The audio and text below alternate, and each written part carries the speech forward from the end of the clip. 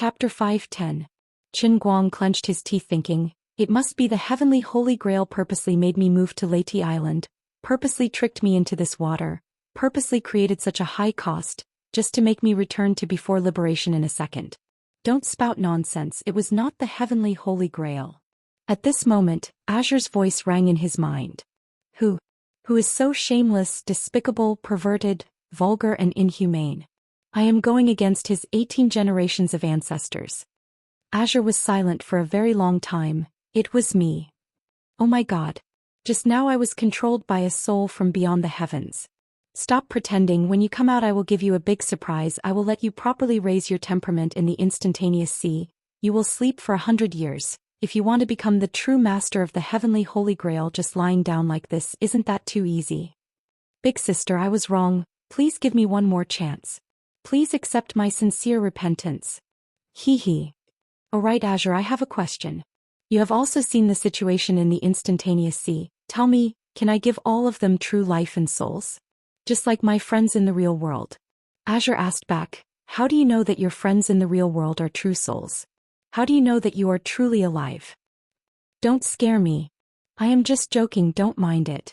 Let me tell you, the people in the momentary sea are different from you or your friend Ling Qin who accidentally entered here. Using your Eastern Chinese legends, they are 3 spiritual souls and 7 physical souls. They are missing 1 and 2 physical souls. Their souls are incomplete. So their so-called strength has no foundation, like bubbles under the sun. They will never be able to break through the shackles of the instantaneous sea, unless what? Unless you, the owner of the transcending heaven holy grail, are willing to pay a certain price to raise the level of the realm of the transient sea to the same level as the real universe you are currently in. Then this entire world will be completed and they will possess your so-called true life. Of course I am willing. That's not up to you. You're as weak as a chicken now. Wait until the day you complete all the trials of the world in the cup and save me, then you can think about it. Ignorant mortal, you don't know how difficult it is to create a real world. After Luli said this, there was no more movement. Qin Guang spread out his hands with an innocent look on his face. To put it bluntly, you're saying that I'm a noob? Do you have the ability to find another savior? When he returned to the surface of the sea, the missing corner of Leyte Island had disappeared forever on the way to the bottom of the sea. After the disaster, many things on the island had to be rebuilt. Qin Guang, on the other hand, was not in the mood to care about these things. After hesitating for a long time, he finally decided to let Bob announce the second business of Right Culture Communication Company. The Divination Holy Temple had officially opened for business. That's right, his current status was different from the past. Of course, he couldn't use the lowly name of a divination house anymore. Naming it the Holy Sanctum immediately made it seem lofty.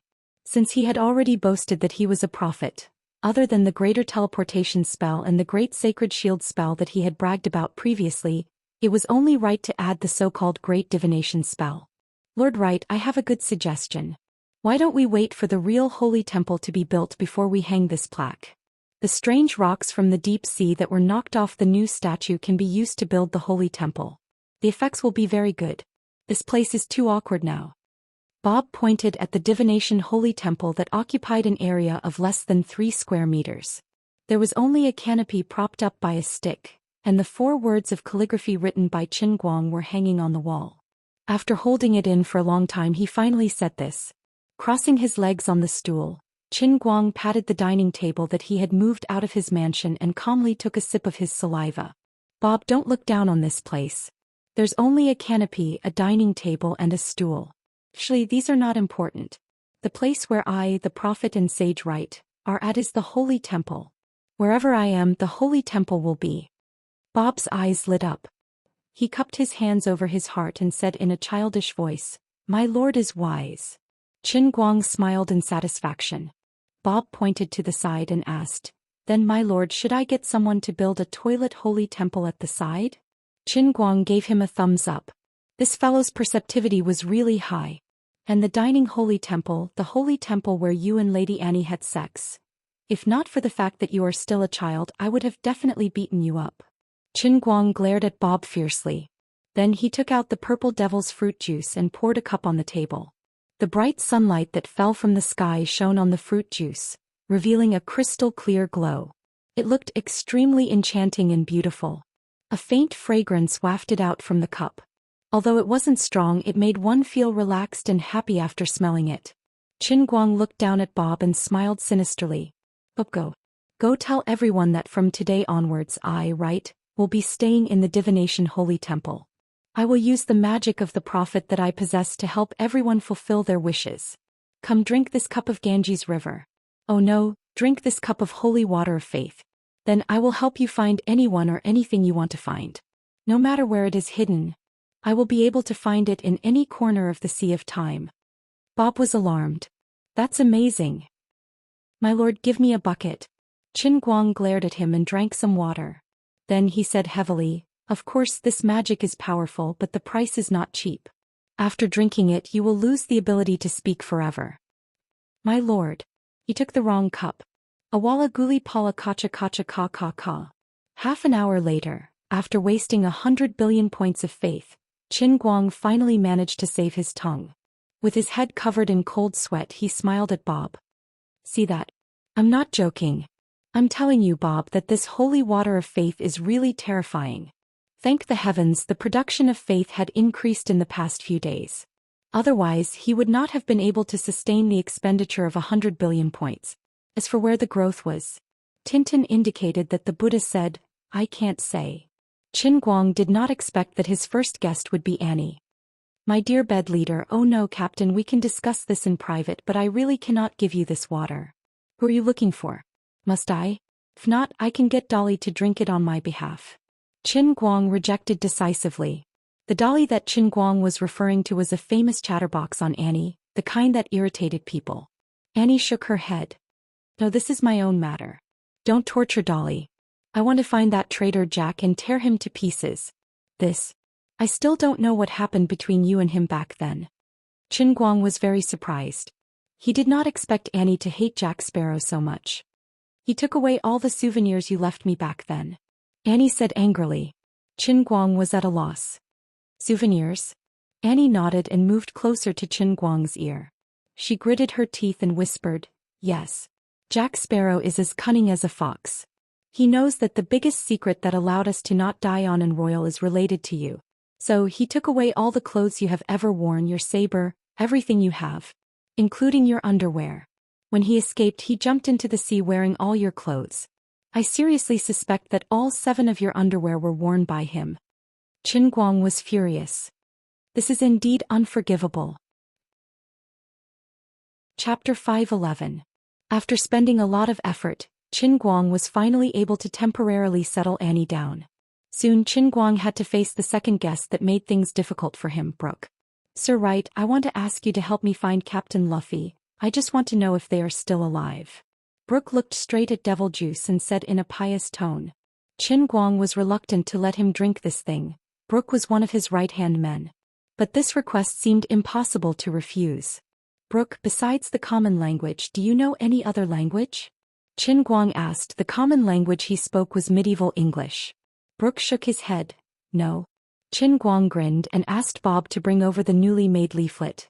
Sorry, divination must use the most solid belief in your heart to find what you want to see the most. The function of this cup of holy water is to extract the obsession in your heart and pour it into the divination. The price is to take away your ability to use language. But because of me, I mistakenly drank a cup just now. Now it no longer needs the common language, so it is useless for you to drink it. Qin Guang made up nonsense. In any case, only he himself understood, so he could say whatever he wanted. He also had no choice. He couldn't let others know that this was all nonsense just because Brooke and the others wanted to participate in divination. He didn't need to drink the juice to find what he wanted to find. There is no wall in the world that doesn't have a crack. Qin Guang must make himself maintain a certain sense of mystery in the sea of transient. So far his performance was different enough. If he exposed more things in case Brooke or Annie discovered his true secret, there would be a huge risk of losing the faith of everyone in the sea of transient. Although the secret that the Eternal Hand was still alive was temporarily hidden in the heart of Brooke and Watson, but it was clear that in the long history of the sea of transient, there has never been a lack of strong people who used their lives and faith to explore the truth. This was like the wheel of history, unstoppable. With an extremely long history and a population of 178 billion people, There would always be a continuous emergence of amazing experts.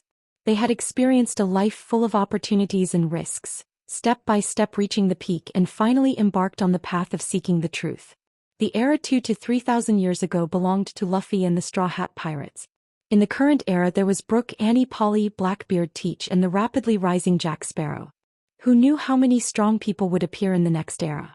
Of course, Qin Guang, their imaginary enemy, was not afraid of these people's efforts and struggles. He even cheered for them in his heart and personally participated in it, contributing his strength. Of course, Qin Guang was not cultivating enemies for himself, but he knew that these people's resistance would never succeed. The only one who could truly change the world was Qin Guang himself. However, it was precisely because Qin Guang could see their despair that he admired their persistence. As for now, for the time being, let them live in this idea that they knew a little bit but couldn't see through it. Brooke was very disappointed, but Watson suddenly stood up from the side. "Sir, I can speak a total of 7 languages. Let me drink the holy water of faith and let me fulfill Lord Brooke's wish." Brooke waved his hand. "No."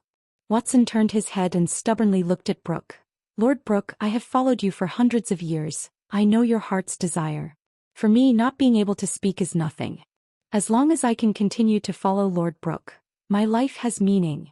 Fulfilling Lord Brooke's wish is my Watson's obsession." Without waiting for Brooke to speak again, Watson fiercely picked up the cup on the table and ferociously gulped it down. "Watson." Brooke couldn't say anything else. Qin Guang slightly nodded, put a box on the table and then said, "Watson, in your heart, desperately think of what you want to see the most and then look inside." Divination ball, no, perhaps it should be called a telescope, was embedded in this wooden box by Qin Guang, and the eyepiece was embedded in the hole, resembling a kaleidoscope. As for the obsession in Watson's heart, it was pure nonsense. The only one who could really influence the scene in the telescope was Qin Guang himself. What he wanted others to see, others could see. After a long time, Watson turned around with a flushed face. It was obvious that his mood was extremely agitated.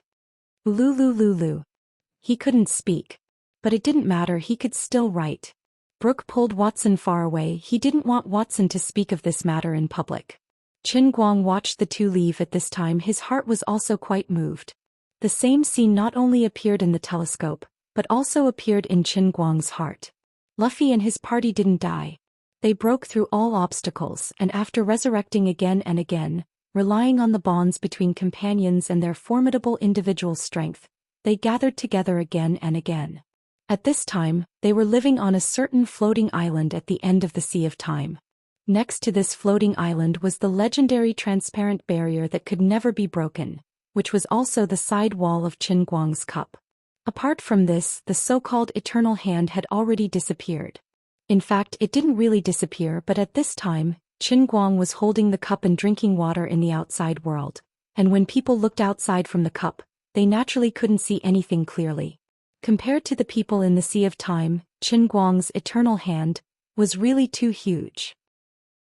Vaster than the sea, vaster than the sky, the naked eye of mortals simply couldn't distinguish this hand from the heaven and earth.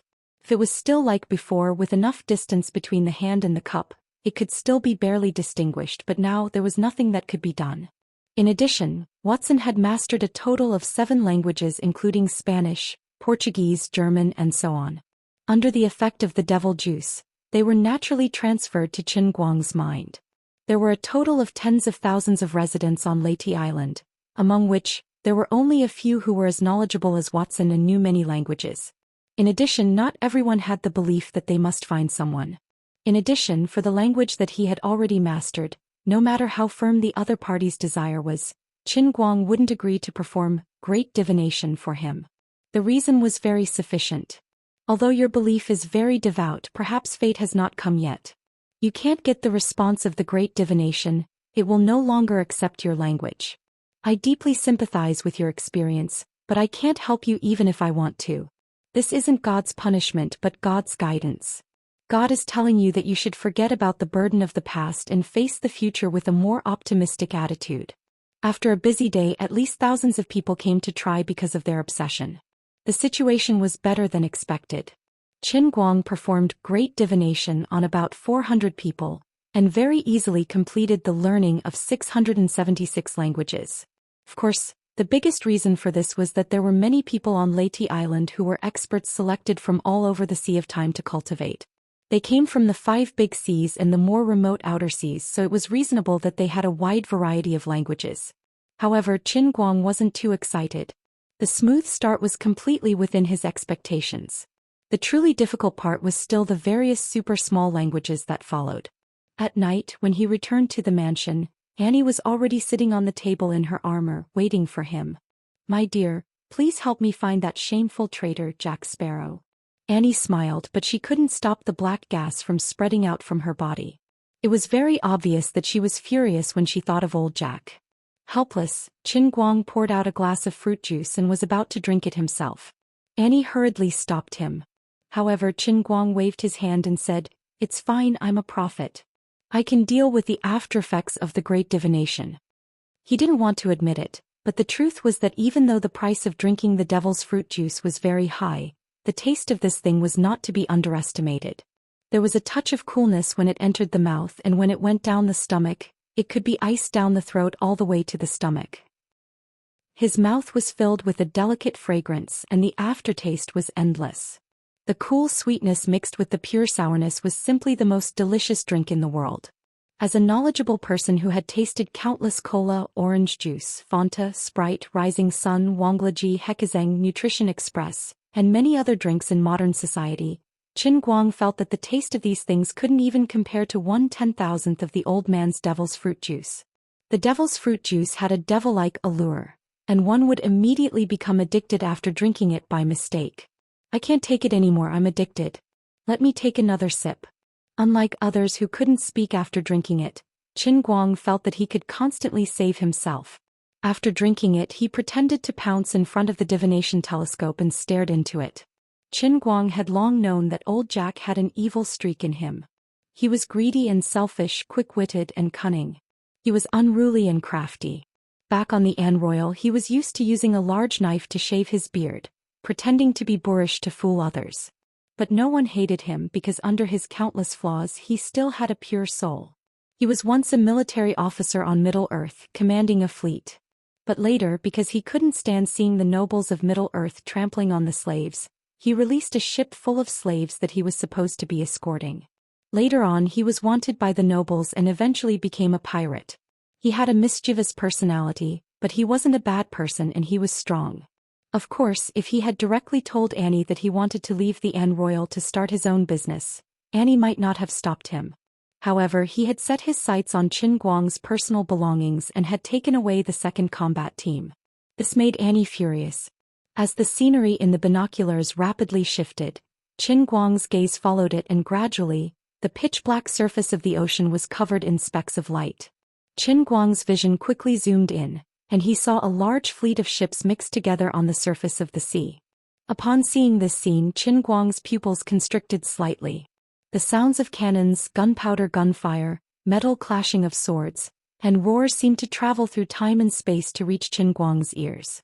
The scene continued zooming in, and on the deck of every ship he could see a frenzied battle. Blood was splattered all over the deck and there were broken limbs everywhere. Who was Jack Sparrow exchanging fire with?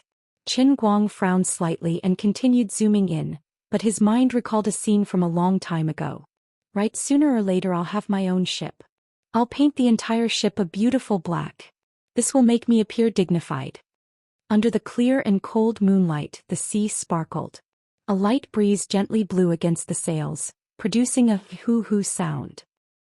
Old Jack sat on the railing of the Royal N, ferociously gulping down a mouthful of wine. Then he tossed the empty cowhide bag into the water as he spoke. "Old Jack, you don't have many years left. Don't think about this." Qin Guang sat on a large wooden barrel beside him, tearing a roasted chicken leg in his mouth. "You don't understand, right? I have a premonition that I'm not an ordinary person. I won't die so easily. Alright, if one day you can really get your own ship, I'll help you think of a great name. Didn't you want black paint? Why don't we call it the Black Pearl?" Qin Guang chuckled. Unexpectedly, old Jack was very satisfied. "Oh, my right, you're really a genius. This name is really great. The Pearl of the Sea, a Black Pearl. I want to load my Black Pearl with the most powerful cannons. I also need to find sails blessed by the sea god, and then replace them with keels made from the spine of the most powerful sea beasts. How about it? My idea isn't bad, right? Why don't you find a lake of immortality to soak your ship, so that your ship's hull will never be damaged? Qin Guang continued to tease him. Unexpectedly, old Jack was fascinated. Is that so? In this endless sea, is there really a spring of immortality? Then I'll have to drink my fill first before soaking the ship. At present, Qin Guang was looking at such a black pearl. Under the moonlight and firelight, the pitch-black hull of the ship emitted a demonic radiance. Amidst the intense crossfire, the gigantic sails were unceasingly struck by bullets and cannons. Yet the firepower strangely passed through the sails, leaving the sails unscathed. Instead, the areas struck by the firepower transformed into black mist. Indeed, this was augmented by black magic, or perhaps the sails blessed by the sea god. The gigantic black pearl nimbly maneuvered its body. Only by combining the best helmsman and black magic could the gigantic ship display such nimble movements on the sea. This was the mighty black pearl. However, its opponent similarly couldn't be underestimated. It was a gigantic golden ship inlaid with a dragon head ram. Its entire body was actually forged from metal, yet the radiance it emitted wasn't a simple metallic luster. It should be augmented by some kind of magic. Both parties unleashed their full strength, colliding and bombarding each other frantically on the sea surface. Every collision would emit an ear-piercing screech and raise massive waves. The cannons of the gigantic golden ship seemed to be more advanced, and its firepower density far surpassed that of the Black Pearl. Nevertheless, the Black Pearl was more nimble. Augmented by black magic, its wooden hull allowed it to fight equally with its opponent. The distance between them was pulled closer once again. Finally, through a brief flickering of firelight, Qin Guang could clearly see the pirate flag on the sail of the gigantic golden ship. Shit! It was a simple drawing of the old man's handsome face. It was Leng Qin and her Radiance pirates. The unlucky Jack was battling Leng Qin. As expected, in the darkness, two figures flew out from the watchtowers on their respective masts. They crossed a distance of several hundred meters and collided fiercely in midair, creating a sound that was even more deafening than the sound of cannon fire. The goateed Jack Sparrow was sent flying backwards. In his hand was the broadsword that Qin Guang had been gripping ever since he met him. On the other side was the one-armed, one-eyed Leng Qin. At present, the iron hook embedded into her severed arm was swallowing and emitting a bizarre chilling glow. Her metallic artificial limb had been modified into a sharp cone shape. Chapter 5:12. Seeing Leng Qin's appearance, Qin Guang was puzzled. It had been 100 years since he entered the Sea of Moments. Logically speaking, Leng Qin should have been reborn at least once. When she first appeared here, she was crippled. At that time, Qin Guang did not think much about it. Later on, when he thought about it, he felt that it was strange. After all, Leng Qin could not have entered with her body but with her soul.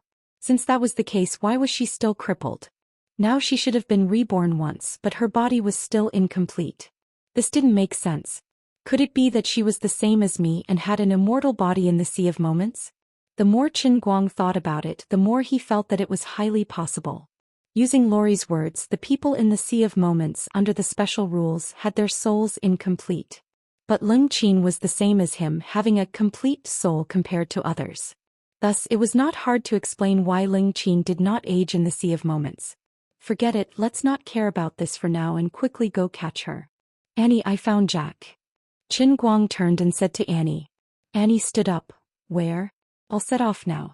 Darling, wait for me for a few years, I'll catch that old bastard.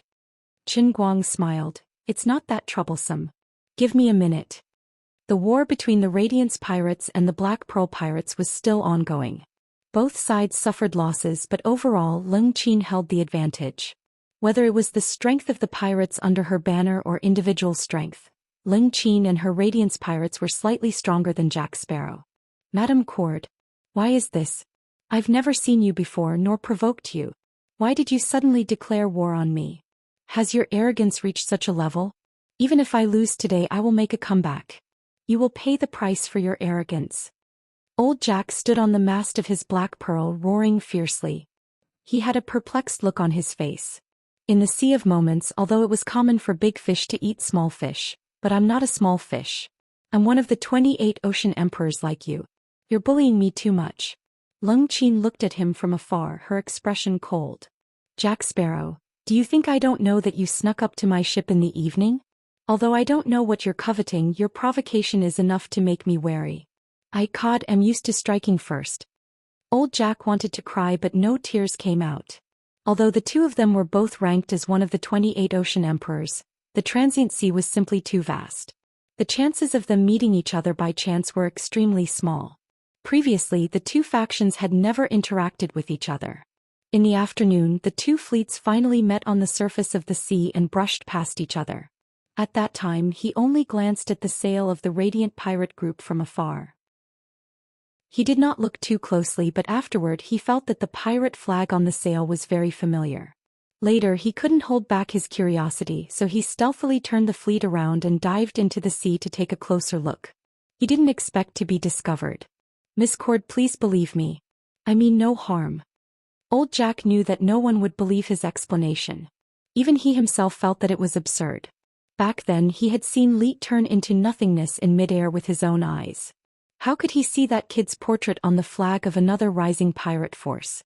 There's no point in saying more. Jack Sparrow, go and be reborn with a heart full of regret. More than 100 years of fighting on the sea had made Leng Qin, who was born in modern society and had experienced the influence of the new era. However, her life was full of misfortune. In the end, she died in despair but was strangely resurrected in the transient sea.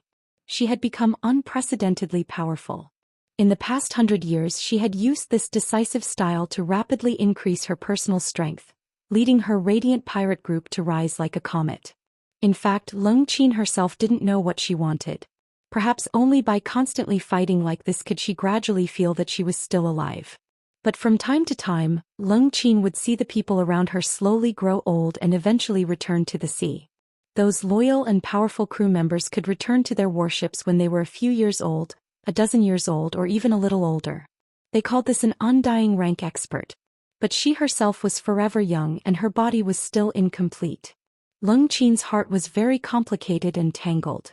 She would often think that there was no meaning in living like this. Other than continuously becoming stronger and leading this group of loyal subordinates on expeditions as a modern woman, her life seemed to be quite boring. Just as the battle between the two sides was about to enter a white-hot stage, a deafening sound suddenly rang out from the side of the sea. Everyone in the battlefield was deafened by this loud sound. The intense tremors caused Jack Sparrow, who was holding onto his blade and advancing forward, to stagger and almost fall down. Leng Qin held onto the mast tightly. She didn't know what was happening, but the power behind this terrifying tremor made her feel terrified. One of the 5 overlords had come to mediate?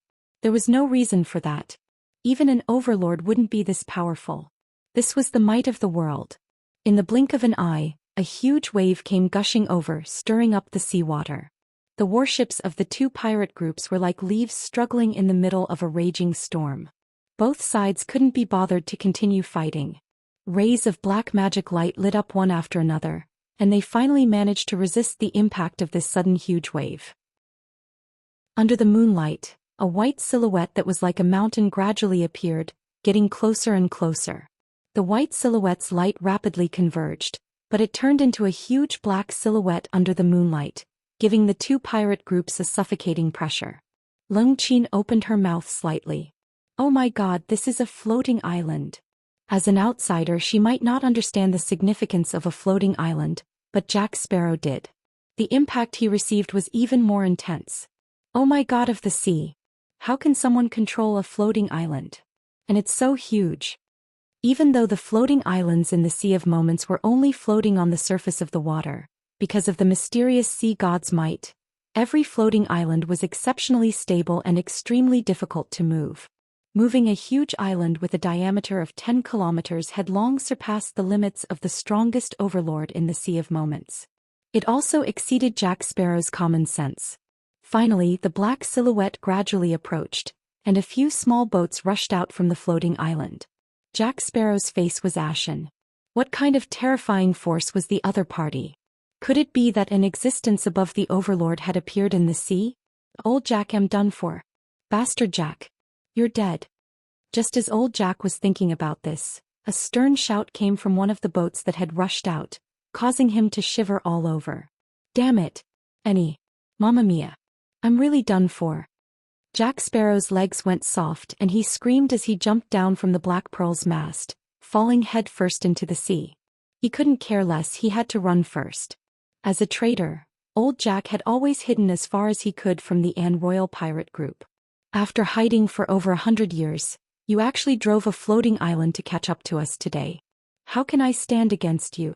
Trying to run? Annie snorted coldly and suddenly jumped out from the small boat. The tip of her foot stepped on the surface of the sea and she shot out like lightning. Black gas surged from her body, and she roared forward like a black dragon. Her speed was so fast that it made people's hair stand on end. This time, old Jack looked like he couldn't escape this calamity. An overlord rank wasn't just a little stronger than an ocean emperor rank. Qin Guang wasn't in a hurry to follow. Don't be fooled by Annie's violent rage. In fact, Qin Guang knew that she would definitely be soft-hearted. But it didn't matter, old Jack's mistake wasn't worthy of death. He could still be taught a lesson. Not paying attention to Annie's movements in pursuit of old Jack, Qin Guang and Brooke steered the small boat towards Leng Qin's ship.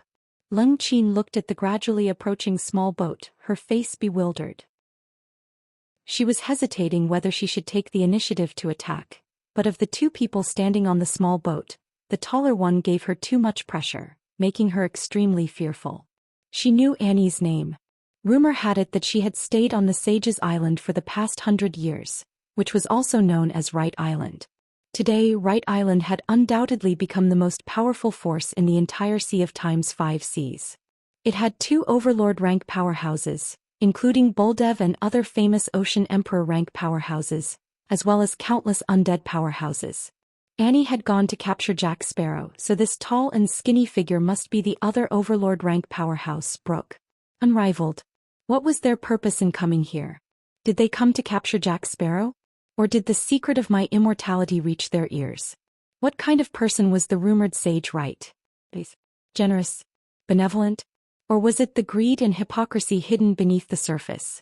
Or was it the explosive news that broke out in the last 2 days, that he possessed tyrannical abilities in bed that all women except Annie were unable to withstand? How powerful was he? Seeing the small boat getting closer and closer, Leng Qin's breathing became more and more rapid. When she finally saw the faces of the 2 people standing on the boat, her breathing suddenly stopped. Qin Guang. This thought exploded in her heart like thunder, and Leng Qin almost blurted out. Ever since she had inexplicably arrived here, Leng Qin's heart hid too many mysteries, but she had no one to narrate them to and no one could give her an answer. But now Qin Guang had appeared. Meeting an old friend in a foreign land could make one's eyes brim with tears, but meeting an old friend in a different world could simply make one hysterical. At this moment, Leng Qin was feeling this way. She softly sat down on the deck, tears falling like rain, while in her heart she repeatedly mocked her own stupidity. She should have known that right was the meaning of light. Even if it was just out of curiosity, she should have gone to Right Island earlier to see what was going on. But it was precisely because she was a foreigner that she hid too many cowardly thoughts in her heart, and was unwilling to have too many interactions with other pirate forces, which led to today's brushing shoulders for 100 years. With Qin Guang's current reputation in the Sea of Time, it was naturally impossible for Leng Qin not to have heard of him. Even in her own bedroom there was a phonograph with his music on it. But she thought it was just a coincidence, and at the same time she was afraid of the 2 prominent hegemons of Right Island. She was afraid that more people would know the secret of her immortality. After several struggles in her heart, she finally chose to turn a blind eye. Of course, later Qin Guang simply fell into a deep sleep, and Brooke announced to the public that the sage was in seclusion. Leng Qin knew that she wouldn't be able to see him even if she went, so she simply gave up on the idea. As for the letter that Qin Guang had written to her, she didn't know that it had long been lost in the belly of that sea beast. Now that he had finally come, Leng Qin felt that she had thousands of words to ask him. As a foreigner who had lived alone in this world for more than 100 years, even thinking of a cherry tree on earth would make her tear up, let alone Qin Guang who had saved her life. Lord Wright, do you need me to subdue her first? Miss Cord's reputation isn't very good and she has a very bad temper. Brooke slightly bowed to Qin Guang and said. Since Qin Guang showed what's in the scene where Luffy and others were still alive, Brooke's respect for Qin Guang increased. Qin Guang shook his head. It's okay, Brooke, you stay here, she can't hurt me. With that, Qin Guang took a step forward. Brooke's eyes flashed, thinking, finally, I'm going to see Lord Wright display his haki. Although everyone knew that Lord Wright, who was able to fight with Captain Annie for several hours, was very strong, but no one had ever seen him use haki to walk on the waves. Fush. Qin Guang dived into the water and swam forward like a fish. His speed was astonishing. Brooke covered his face. A sage, a dignified prophet, actually jumped into the water and swam over. If you had said so earlier, I would have carried you up. His prestige was swept to the ground. Miss Cord, can you please throw a rope down? After a long time, Leng Qin faintly said to the wet Qin Guang in front of her, I really didn't expect to meet you here. I thought I was just one of those cliched characters in novels who transmigrated after death, but now it seems that things aren't so simple. Qin Guang smiled and looked at Leng Qin for a long time. To be honest, I am also very surprised, but it's great that you are still alive. This shows that good people have good karma. In the end, Qin Guang didn't tell Leng Qin the truth about the instantaneous sea, and Leng Qin also refused Qin Guang's invitation to join Wright Island. Unlike Qin Guang, who could leave at any time, Leng Qin couldn't leave this world, so she must hide the secret of not aging deeper. In this world, although she was powerful, she was more lonely than anyone else. In fact, she even lied to her own crew. Although her body didn't age, she would constantly think of ways to make herself look older as time passed. Moreover, she suddenly disappeared from her fleet 20 to 30 years ago, leaving behind a suicide note. After a dozen years, she dressed up very young and returned to the ship, creating the illusion that she had died once. In the Radiant pirate crew, she could maintain her prestige and no one would suspect her, but if she joined Wright Island, she would be exposed sooner or later. As for Leng Qin's future, Qin Guang also didn't know how to arrange it. She was an anomaly in the instantaneous sea with a soul similar to his and not aging, but she didn't have the identity and status of a true master of the whole world like him. The two didn't even talk for long. When Qin Guang told Leng Qin that he would leave the instantaneous sea sooner or later and return to reality, Leng Qin planned to quickly leave. In the real world, she had already become a box of ashes, and the current Qin Guang had no way to bring her out. No matter what, live on bravely and strongly. Standing in front of you is a man with unlimited possibilities. In the future, sooner or later, I will be able to let your husband and your child appear in front of you again. Before the two of them said their goodbyes, Qin Guang left behind the most important promise he had made so far. Leng Qin, who was standing at the stern of the ship, turned around and smiled. Thank you. With these words of yours, I can live for another 100 million years. Chapter 513. Oh, old Jack, your current appearance reminds me of a roasted pig. Watching Jack Sparrow being beaten into a ball of lightning by Annie, Qin Guang felt sympathy for him. Jack Sparrow sat cross-legged on the deck of the Black Pearl with a bruised and swollen face, smiling helplessly. Both sides didn't have any formal confrontation, and the Black Pearl pirates quickly surrendered under Annie's might. On one hand, Annie's overlord-class strength made them powerless to resist. On the other hand, the majority of the Black Pearl pirates' backbone came from the second battle squad that defected with him. Seeing the old captain, Annie's legs turned to jelly, not to mention brandishing their swords. Annie was huffing and puffing with her hands on her hips, looking as though she didn't like Jack Sparrow. Little Winnie and Barda tried to calm Annie down. Right, I really didn't expect to see you again. Jack Sparrow's words were a little unclear. It was obvious that his teeth were almost all knocked out.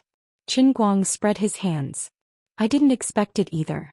You look much younger than before. Jack Sparrow grinned. But you're as young as before. My dear Wright, if you continue to reminisce with him, I won't be able to bear to send him back to life. Annie came over and interrupted their conversation. Annie, you don't intend to give him a chance to defend himself? Qin Guang asked. Annie rolled her eyes.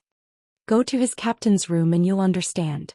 With a puzzled mood, Qin Guang went to old Jack's captain's room for a stroll. When he walked out again, the others looked at him and covered their mouths as they laughed. On the other hand, Qin Guang was speechless.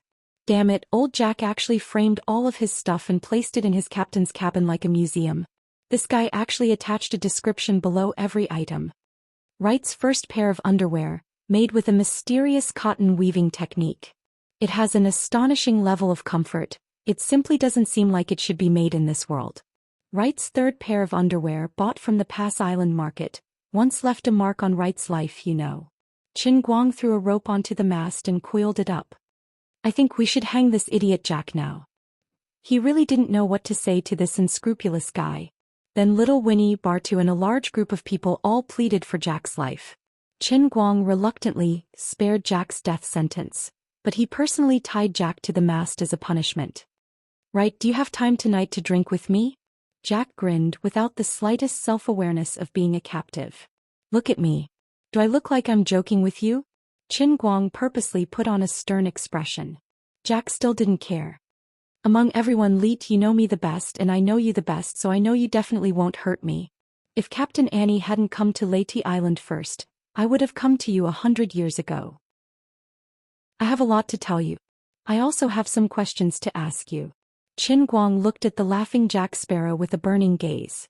From this fellow's eyes he could read a lot of special charm. In fact, Qin Guang was also very curious in his heart.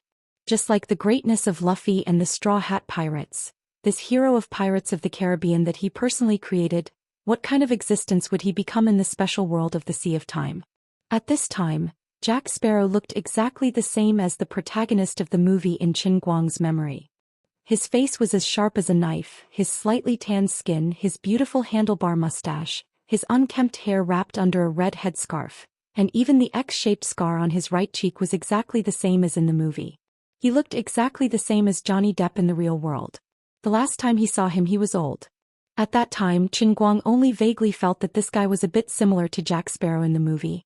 Now that he saw the middle-aged Jack who was about 40 years old, Qin Guang's thoughts were completely confirmed. If he was the owner of the Momentary Sea World, then Jack Sparrow would be half the main character of the Momentary Sea World. The other half was naturally the Straw Hat Pirates. Today the Straw Hat Pirates lived in seclusion at the border of the Sea of Time, and Jack Sparrow was a rising star in the 5 seas. This guy should be the man who was truly favored by the Sea of Time. Of course, Qin Guang himself was the man who ruled the Sea of Time. So, right, let's talk at night? Okay. Then why don't you leave here? Why is Mr. Brooks still on the ship? Don't you need to go back to the island to eat? It's incredible, how did you move the island here? If there's a chance in the future I will learn this trick from you. Oh no, my dear Wright, why are you looking at me like that? Do you suspect that I will run away? I, Jack Sparrow, am a responsible man. Believe me, even if you ask me to jump into the water now, I will only help you catch fish. Qin Guang only replied with 2 words. Hee. In the end, Annie did not tear Jack into pieces as she said. She was just angry that all of Qin Guang's souvenirs were taken away. After beating this guy half to death, the anger in her heart was appeased. When Jack left without saying goodbye, although it was heartbreaking, he did not become an enemy of the Anne Royal. On the contrary, from time to time he used his own channels to quietly send information to Winnie Jr. and Bartu, helping Annie through many difficulties. It was just that the 2 sides could not put down their pride, so they did not reach a reconciliation. Just like now, Annie had actually forgiven him, but on the surface she still looked like she did not want to see him. In fact, she had already returned to the island, letting Jack Sparrow do whatever he wanted. Her meaning was very clear: if you still want to leave, then you really can leave at any time. Regarding Annie's decision, Qin Guang was non-committal. This guy Jack was destined to be the protagonist. His legend had just begun, it was impossible for him to die in Annie's hands. Even if he was chopped into minced meat, it would not prevent his soul from resurrecting somewhere else.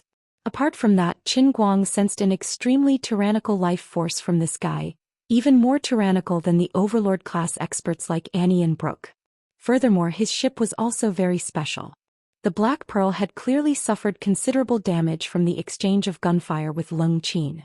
Yet after less than half an hour, the pitch-black hull of the ship had soundlessly regenerated to its original state. He really found the fountain of youth. Time seemed to have returned to that night many years ago. Qin Guang sat under the mast, throwing a plump chicken leg up. Jack accurately caught it with his mouth, then vaguely said, "You have to let go of my hand. How can I chew a chicken leg with only my mouth? Don't struggle, I know you too well. As long as there is a little chance, You will slip away and disappear without a trace. You have a secret. The one drinking became Qin Guang.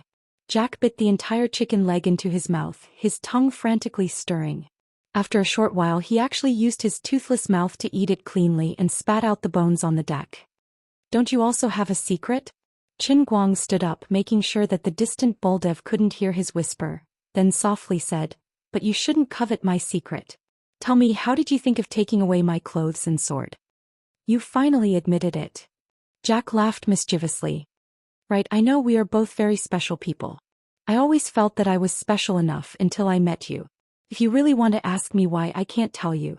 Intuition, I can only tell you intuition. From the first time I saw you, I knew you were special. I fled from Middle-earth to the Jade Sea, so I understood that there are undying experts in this world. I am very clear about how powerful an undying expert is, and how difficult it is to comprehend hockey. However, during the half a year when you were with us on the Enroyal, I clearly felt that my body, my soul, everything about me were changing bit by bit.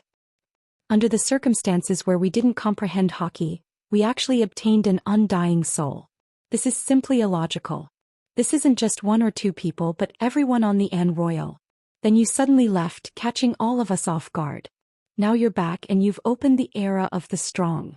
Do you know, I was originally stuck below the Sea Emperor rank for a whole 10 years, but just by hearing your name again, I inexplicably became a Sea Emperor rank expert. Right, what kind of magic do you have?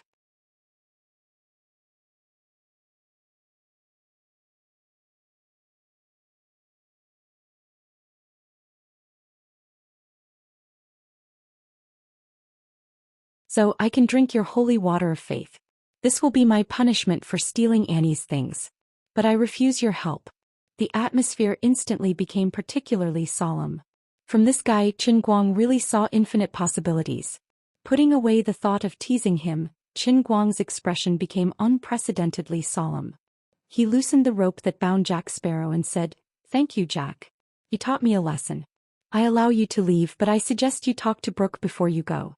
Although I can tell you with certainty that no matter how hard you work, you will not get the freedom you want. I hope you will never give up.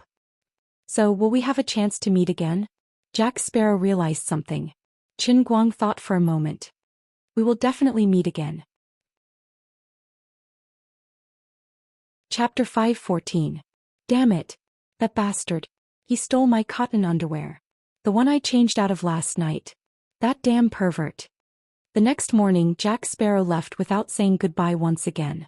This time, Annie had experience and hid the loot from the captain's room under the bed, making sure that nothing would go wrong. But Qin Guang made a mistake. He only let Celine wash the clothes he changed out of yesterday and hang them outside the window. The next morning, everything else was still there, but the fresh underwear was gone. Annie laughed. It's fine, you're still here anyway, it's just a pair of underwear, don't be sad. Qin Guang waved his hand. No, Annie, you're a pure girl, you don't understand. Everyone has their own life, maybe exciting, maybe plain, maybe short, maybe long.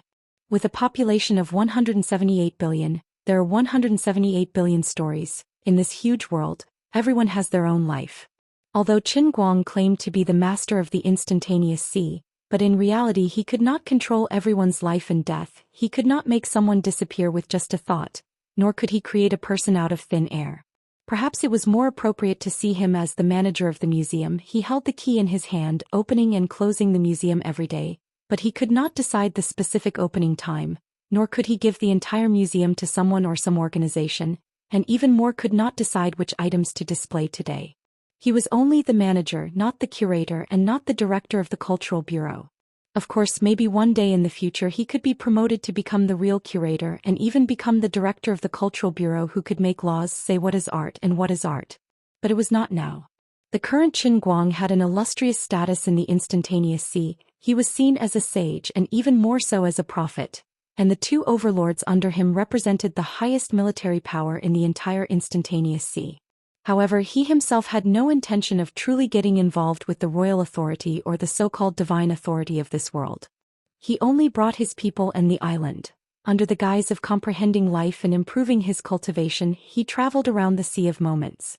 Together with his Leyte Island, he visited one continent after another, visited one hidden race after another. Even if the other party was hidden in the deepest part of the 10,000 mountains, or on a floating island in the stormy sea that no one could pass through, Qin Guang could control his Leti Island, appear near them out of thin air, and then take out his piano music, offer his divination temple, spread the glory of the sage prophet Leti and fulfill their wishes. In the long journey, he once saw a giant beast in the sea that was tens of kilometers long, and even Brooke and Annie had to join hands to defeat it. He also once encountered a terrifying storm that raised 100,000 feet tall wave, to the extent that he had no choice but to use the Great Divine Shield to protect the integrity of Leti Island. He even met a hidden expert outside of the Five Overlords, and sat down and discussed with the other party. In the end, he peeped into the secrets in the depths of his heart, and at the price of helping him find the secret books that he had lost 10,000 years ago, he tricked him into taking away the 13 super small languages that he had mastered. Qin Guang went to the frost continent in the north, and under the great snowy mountain that had been frozen for 10,000 years, he sat around the fire and chatted with the lights, who had been hunting for generations. The adult lights were less than 1 meter tall, but their muscles hid astonishing strength. Their skin and hair were snow white, and they had wide palms and feet, allowing them to run like the wind on the surface of the snow. They were stubborn and self-enclosed, and they never came into contact with the outside world. Qin Guang spent 3 days and finally dug out the deepest and truest wish of the Light's chief, and helped him find the artifact armor that the first chief of the Lights had left on the battlefield. He also obtained the dozens of Inuit dialects that he had mastered. However, the Lights were just a drop in the ocean in Qin Guang's long journey. Qin Guang also left an illustrious name on the Azure Dragon continent in the east, and with a famous work that flew 3,000 feet straight down, he was conferred the title of Poetry Immortal on the continent where the Wuxia people lived in the Sea of Moments. He came to the sky blue continent, which was full of black people, and on a whim he pulled Brooke and the other top experts to build a magnificent sphinx. He also left an enlarged version of Saint Christ on the Cape of the Ruba continent. He also left thousands of human-faced giant elephants on the floating island for the Fife people, who worshipped human faces in the outer sea. Just as he promised everyone, he brought the people of Leti Island and left their footprints all over the Sea of Moments. Rather than learning more languages, it would be better to say that he was constantly talking to others, listening to their stories and understanding the vast and messy history of the Sea of Moments. At the same time, he also left behind some of his own history. Of course, there were people who succeeded in their studies on Leti Island and returned home in glory. At the same time, there were also new geniuses who had the honor of entering this holy land from the shores of other continents and floating islands. A person's greatness was demonstrated through his contributions to the world. Poseidon changed the people of the Sea of Moments. Magellan opened the eyes of the people of this world for the first time. Columbus used his life to stare at the shackles in the sky. Gol Roger summarized history into a letter. The Straw Hat Pirates passed down the seeds of history, and now settled at the end of the world. Qin Guang believed that with the amazing historian Nico Robin, when Luffy and the others returned, they would definitely bring back more of the truth of the world. Today, Qin Guang used the name right to open a new era of experts, and he brought the 100 million years of bardic culture to great success. He even personally guided Bob to promote the effects of the functional shells. But his greatest contribution was not just this, it was to use a few decades to let everyone on Leti Island walk the sea with him. He had broadened the horizons of these people and broadened their hearts. The wider a person's horizon was, the higher their heart was. The height of their heart determined the heights they would eventually reach. Even legendary pirates like Blackbeard Teach and Dutchman Davy could not resist the temptation of Leti Island. They came to Leti Island as apprentices, starting from the most basic gardener and becoming a normal resident of Leti Island. In the end, Annie Polly was the first to step out of the realm of hegemons, pushing her strength to new heights.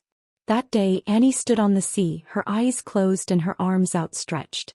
The waves beneath her feet turned into giant whales that were 10,000 meters long, bouncing with her emotions.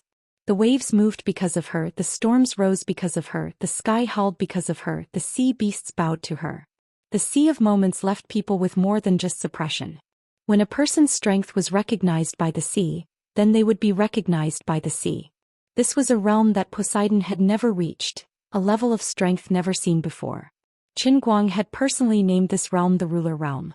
That was because the current Annie Bowley could rule an entire ocean.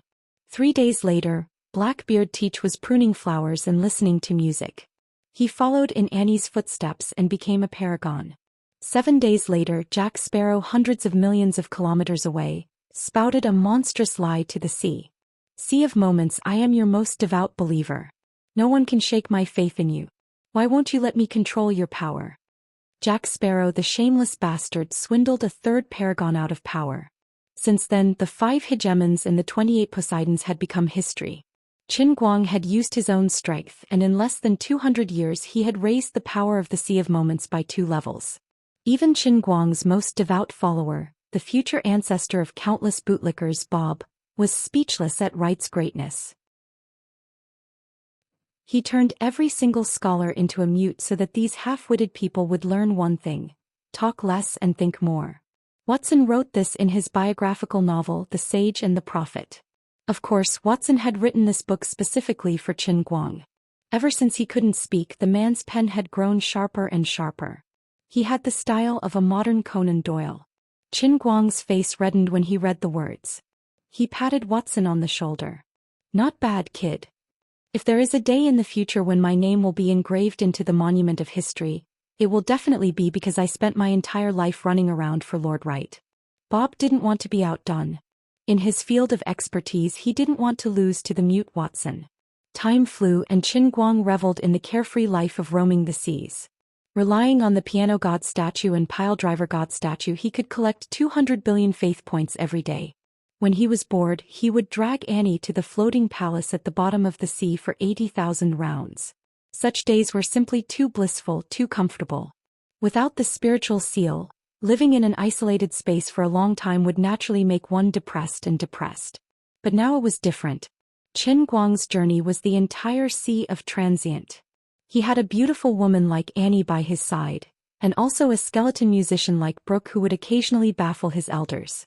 Bob, who was always talkative but always able to help Qin Guang solve his problems. Little Winnie and Bartu, these old fellows, gradually became more cheerful and generous in front of Qin Guang. That's right. Boldev, who had hidden his secret for most of his life, was finally discovered by Bob on a full moon night. At that time, the 18-year-old Bob was showing off his newly developed rainbow shells to Qin Guang. As a result, under the bright moon, Bob's body hair suddenly sprouted like a sprout after a rain. His mouth gradually protruded forward and his ears began to elongate. A few minutes later, a burly werewolf appeared in front of Qin Guang, puffing white smoke. Qin Guang and Bob were terrified. "My lord, do I look ugly now?" Bob asked in a sobbing tone. Qin Guang took a mirror from the side and said, "Not bad. You look pretty awesome." "That idiot Boldev is a werewolf. He passed the werewolf gene to me." "Woof," Bob cried. Qin Guang was silent for a long time. "Bob, only a husky will bark." "Woof. My lord, I'm not a werewolf." At this time, Boldev seemed to have sensed the change in his son, and appeared at the door. He was also covered in hair. Bob's face was covered in tears. "Damn it. Could it be that you are the ancient huskies? You've been calling me a wolf all your life and now you're telling me you're a husky? If I didn't become your son, I would never know that you're hiding such a deep secret." Looking at the 2 huskies, Qin Guang felt sad for them and silently threw the plates on the table out of the window. "Woof, son. We're humans. Don't catch the plates. Boldev, you idiot. You run faster than me." "Woof." According to the husky tradition, if a son bites his father, he will be drowned in a pig cage. Did you just make up this unfortunate tradition? Watching the 2 huge huskies fighting on the grass outside the window, Qin Guang prayed for Bob in his heart. He hoped that he would not be reincarnated into Boldev's wife's belly in his next life. If it weren't for the 4,978 languages, Qin Guang would have thought his life was an eternity of bliss. Of course, life couldn't be all about happiness and contentment. The joys and sorrows had to be tasted together. Even as the master of the Sea of Moments, he couldn't stop time from leaving its mark on Annie's body. Even if Qin Guang found the fountain of youth for Annie, he couldn't stop the passage of time. Finally, when Annie, the first paragon of the Sea of Moments, was 90 years old, she couldn't stand her old self any longer. She appeared by Qin Guang's side, left a letter and left on the Anne Royal. She forbade Qin Guang from looking for her. "I know you always say I look 30. Yes, I age slower than most people. The fountain of youth has given me an immortal body just like you. But I know. I'm old, I'm going to die soon. Wait for me for 18 years, okay? 3 years later, Qin Guang held the newborn Annie in his arms, a wide grin on his face. Annie, on the other hand, rolled her eyes. They had agreed on 18 years, but this guy had been waiting near the place where she was born for so long. My lord, you won't even let a baby go, will you? Bob abruptly interjected. Qin Guang sucked in a breath of cold air. Annie, still a baby, silently extended a white finger. Black energy swirled around it, and in the blink of an eye, Bob was swept away by a gust of wind. Everyone was awed by Bob's courage and skill in courting death. But all good things must come to an end. Qin Guang knew he wouldn't be able to wait for Annie to grow up. In the past century, he'd traveled to tens of thousands of islands, several continents, and hundreds of thousands of people. He'd spoken 4,978 languages, but now he only had one left. Annie, I might have to go. For how long? I don't know. Will you come back? Definitely. It's a pity that I couldn't leave a child for you, Annie, who was still a child, said. It's okay. There's still a long way to go. Our lives are still very, very long. For others, Qin Guang might not be able to help, or he might not be willing to pay such a huge price. But for some people, Qin Guang was willing to pay faith points to preserve their memories. This meant that even if their memories were to be erased in the long years, Qin Guang could still use faith points to help them restore their memories. This might be considered immortality to a certain extent. Chapter 5:15.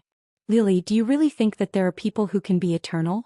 Standing at the peak of Cloud City, Qin Guang asks.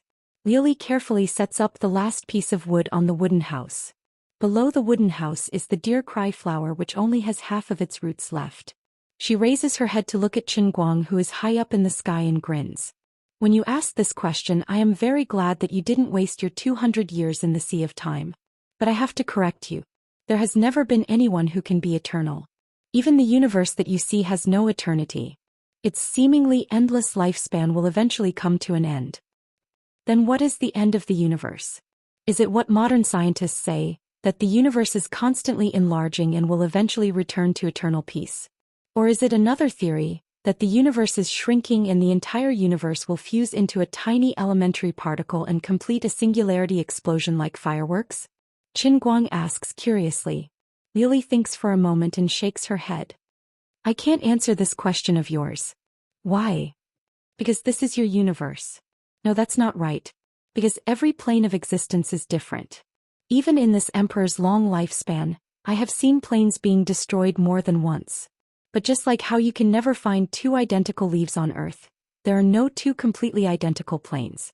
In other words, even if two planes look almost exactly the same, one of them only has one more oxygen atom than the other that you understand, or one more electron. In the end, there will be a world of difference in the evolution of these two planes. As for your so-called eternity, from a human's point of view, a true god like me is eternal because my lifespan is so long that it exceeds the limits of human understanding. But from my point of view, what counts as eternity? This question, how can this old lady answer it? Why do you ask so many questions the moment you come out? You should change your name to 100,000 Wise. Facing the irascible Lioli, Qin Guang still wore a seer's warm smile. Today's me is no longer who I used to be. Because in the hundreds of years that I've been traveling the seas, I've heard too many stories and seen too many sceneries. I've crossed mountains and seas, and I've also passed through mountains and seas. I once stood at the top of the world, and my personality has become noble. I have an endless desire for knowledge, so I always have endless questions to ask. Lily looked at Qin Guang calmly. I'll allow you to act cool for another 5 minutes. The world is so beautiful, but you are so violent. This is not good, not good. The great prophet Qin once said. By Qin Guang's pretentious act finally ended with him being beaten up by Lioli. The familiar pain of fists hitting flesh made him quickly separate himself from the great prophet and sage who was revered by tens of thousands of people in the Sea of Moments. I'm asking you to train your mind not to become a fraud. What did you learn from me? Lioli's emotions were so out of control that she almost forgot that she was a god emperor. Damn, you can't blame me for this. You don't know how high my status in the Sea of Moments is. Even my fart has a scribe beside me. Sage calendar year 78, March 4th at noon, the great sage went through an internal excretion, and Sage Lord became even greater. You've been living like this for the past 100 years. What else can I do? I didn't even bring any books in, so what a waste. If you bring a few more books in and let me study for 100 years, when I come out I'll definitely be the greatest scientist in the history of mankind. Qin Guang shrugged his shoulders. If I don't find some fun, then wouldn't I be bored to death? It's over. Your mentality is already old, but you haven't improved at all. You're basically an old trash with a young face. Qin Guang looked at Liuli with disdain. If I'm also an old trash when I'm over 200 years old and I sleep for 100 years, then how useless are you, Lord Liuli? Qin Guang didn't know if people who lived longer were smarter or not, but he felt that he was getting bolder and bolder. Finally, Liuli's eyes flashed with an ominous glint. She clenched her teeth and her eyes emitted a glint that looked like she was about to devour someone.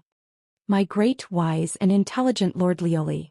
Although I've never been to the Endless God Realm, I know that in the Endless God Realm, you are definitely the most beautiful star shining in the sky. Thanks to Master Flatterer Bob, I've been flattering that fellow for over 100 years.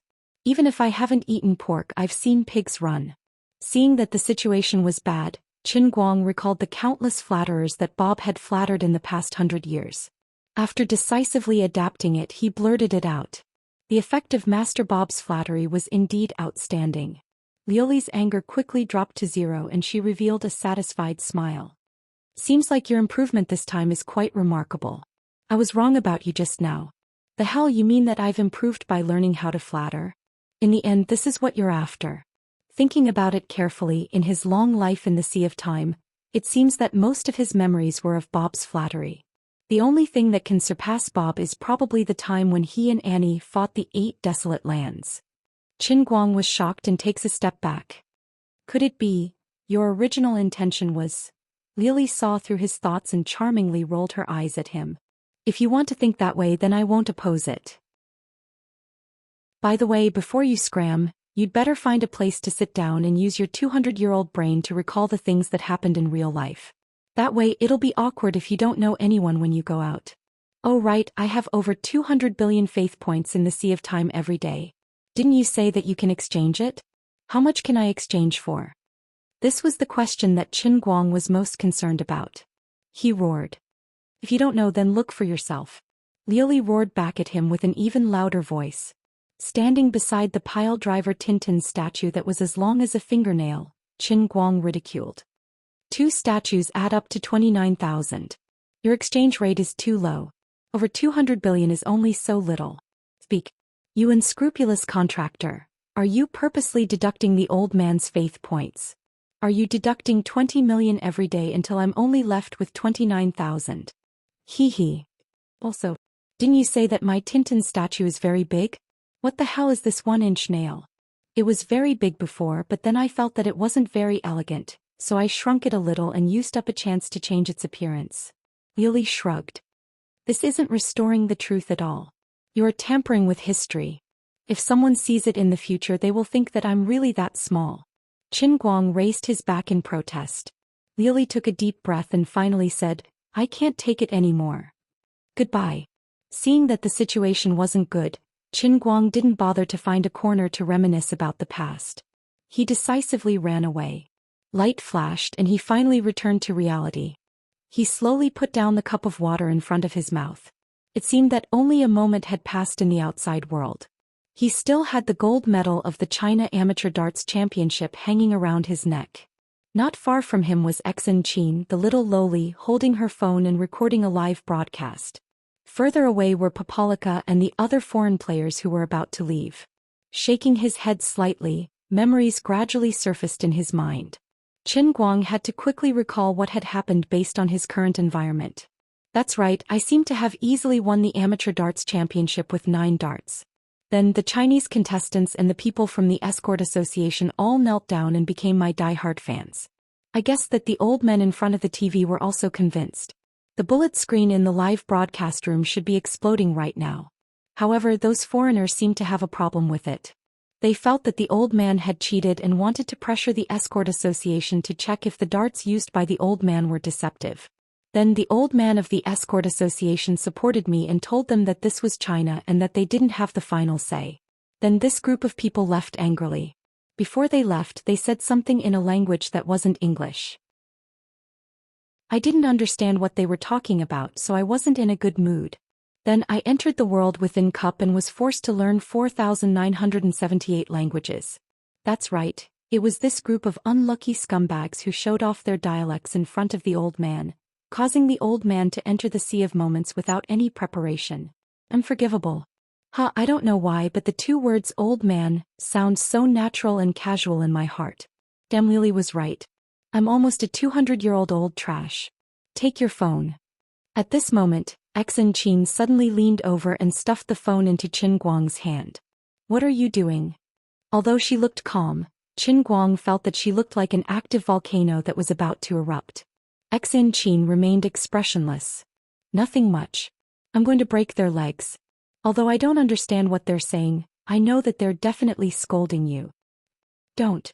Qin Guang stuffed the phone back into Xianxia's hand and stood in front of her. There are so many people watching. The World Championship is about to start. If you break someone's legs, wouldn't that be a diplomatic incident? Xianxia shook her head. It's fine. I can handle it. You'd better behave yourself. How could Qin Guang really let her break their bones? How would he be able to participate in the World Championship? He was still waiting for the World Championship to earn some faith points. Reality proved that although there were many people in the Sea of Moments and it was easy to earn faith points, the exchange rate was so low that it made one's hair stand on end. Real life was the foundation. So you're just going to get scolded for nothing? Xianxia tilted her head and looked at him. Qin Guang shook his head. Don't be anxious. Watch me. Xiaohu, come over and take notes. After saying that, Qin Guang turned around and quickly chased after Helvide, Papalika and Walken. Hey, you three, stop right there. Pulling along Little Hu, Qin Guang chased after the three of them and called out to the three of them. Papalika turned around impatiently. What do you want? Do you want to beat me up? The Spaniard, Walken, could tell that something was wrong with the atmosphere. He furrowed his brows. Just as Elder Zhao had said, this was the territory of the Chinese. This young man seemed to have a bad temper and he was very popular in China. If there was a conflict between the two sides, the foreigners would be in trouble. Walken shielded Papalika behind him, indicating that he shouldn't act rashly. Everyone, the competition is over. As a permanent member of the World Darts Federation, I'm sincerely happy that a talented young player like Mr. Chen has appeared in China. However, if there's a scandal of someone beating up an international player during the competition, I'm afraid the consequences will be severe. The Englishman, Bant Wilkins, who had been indifferent to the matter, could no longer sit still. He turned around and said so. As the most successful darts player in history and a permanent director of the World Darts Association, he had the right to say such a thing. Liang Futsai quickly tried to calm Qin Guang down, afraid that things would get out of hand. What? Are you scared? Why weren't you scared when you were scolding us just now? Seeing that the situation wasn't in their favor, they immediately used their identity in the World Escort Association to pressure them. However, Qin Guang only smiled sinisterly. After such a long time, he finally recalled what those fellows said in their native language or Spanish, and they were all extremely unpleasant to the ears. Helvide argued, "Don't talk nonsense. We weren't scolding anyone." Papalika also lied through his teeth. "We were obviously praising you just now, sir." Having been in a high position in the Sea of Moments for so long, Qin Guang had almost forgotten what it felt like to be scoundrel in front of others. Only a few seconds had passed in the outside world, but 200 years had passed in the Sea of Moments. But to him this once familiar feeling had become so strange, yet so familiar. He suddenly smiled. Although the Sea of Moments was good, living in it always felt like a dream. Because of the omnipotent faith points, it was too easy to obtain anything. Instead, it gave him a strong feeling that it was unreal.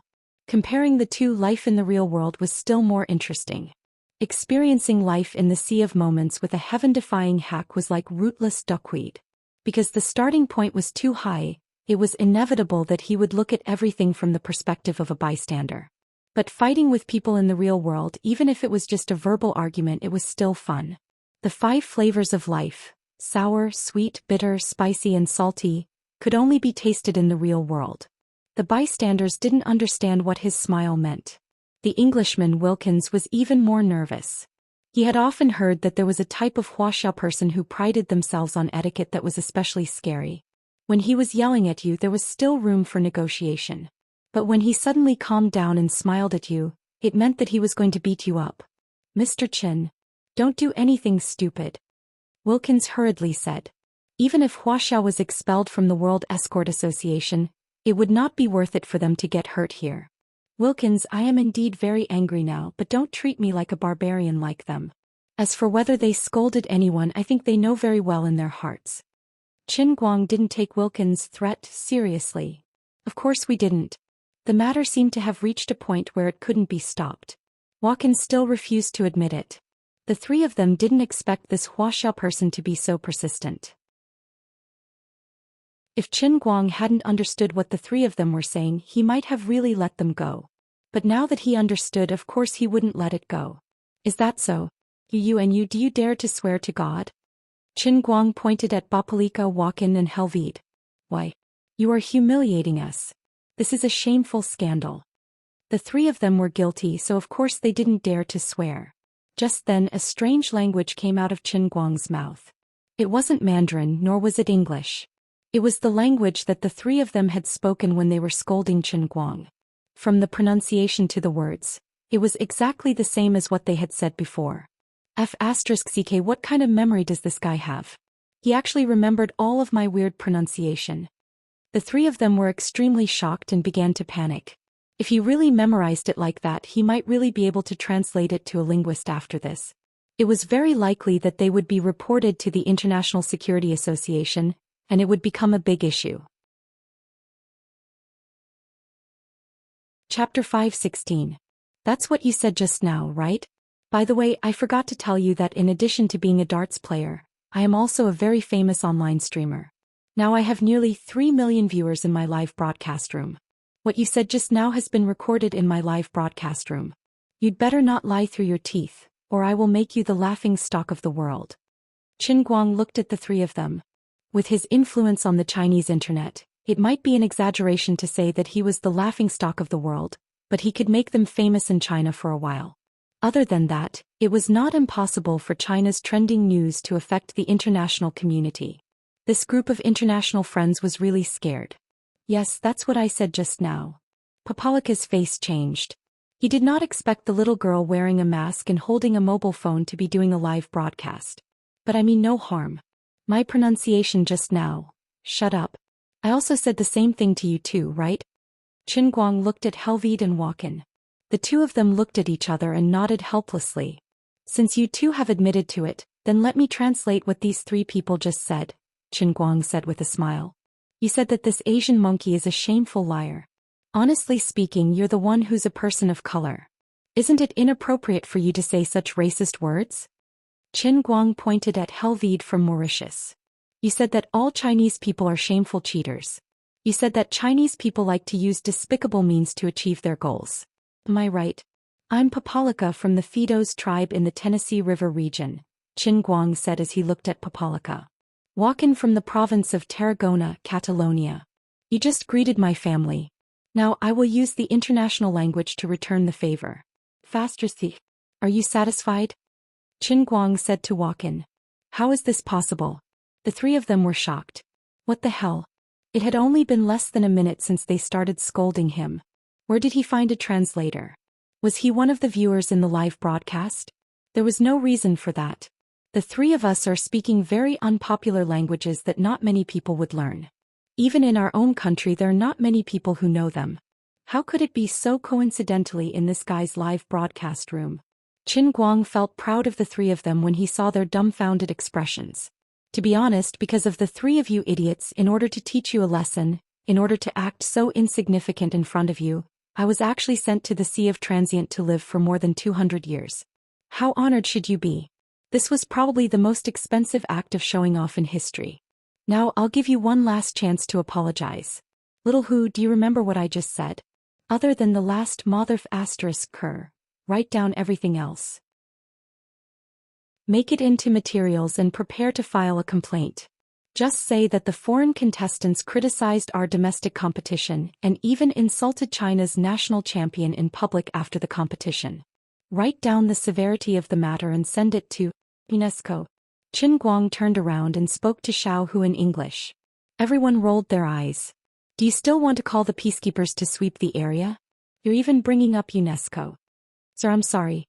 Papalika was disgusted, but he was in the right, so he had no choice but to bow his head. Walken and Helvide looked at each other and apologized in unison. The 2 to 3 million viewers in the live broadcast room who had seen the whole thing from beginning to end were instantly overjoyed. A live broadcast of face-slapping foreigners had really succeeded. The other party had actually lowered his head and admitted his mistake. He was indeed Brother Almighty.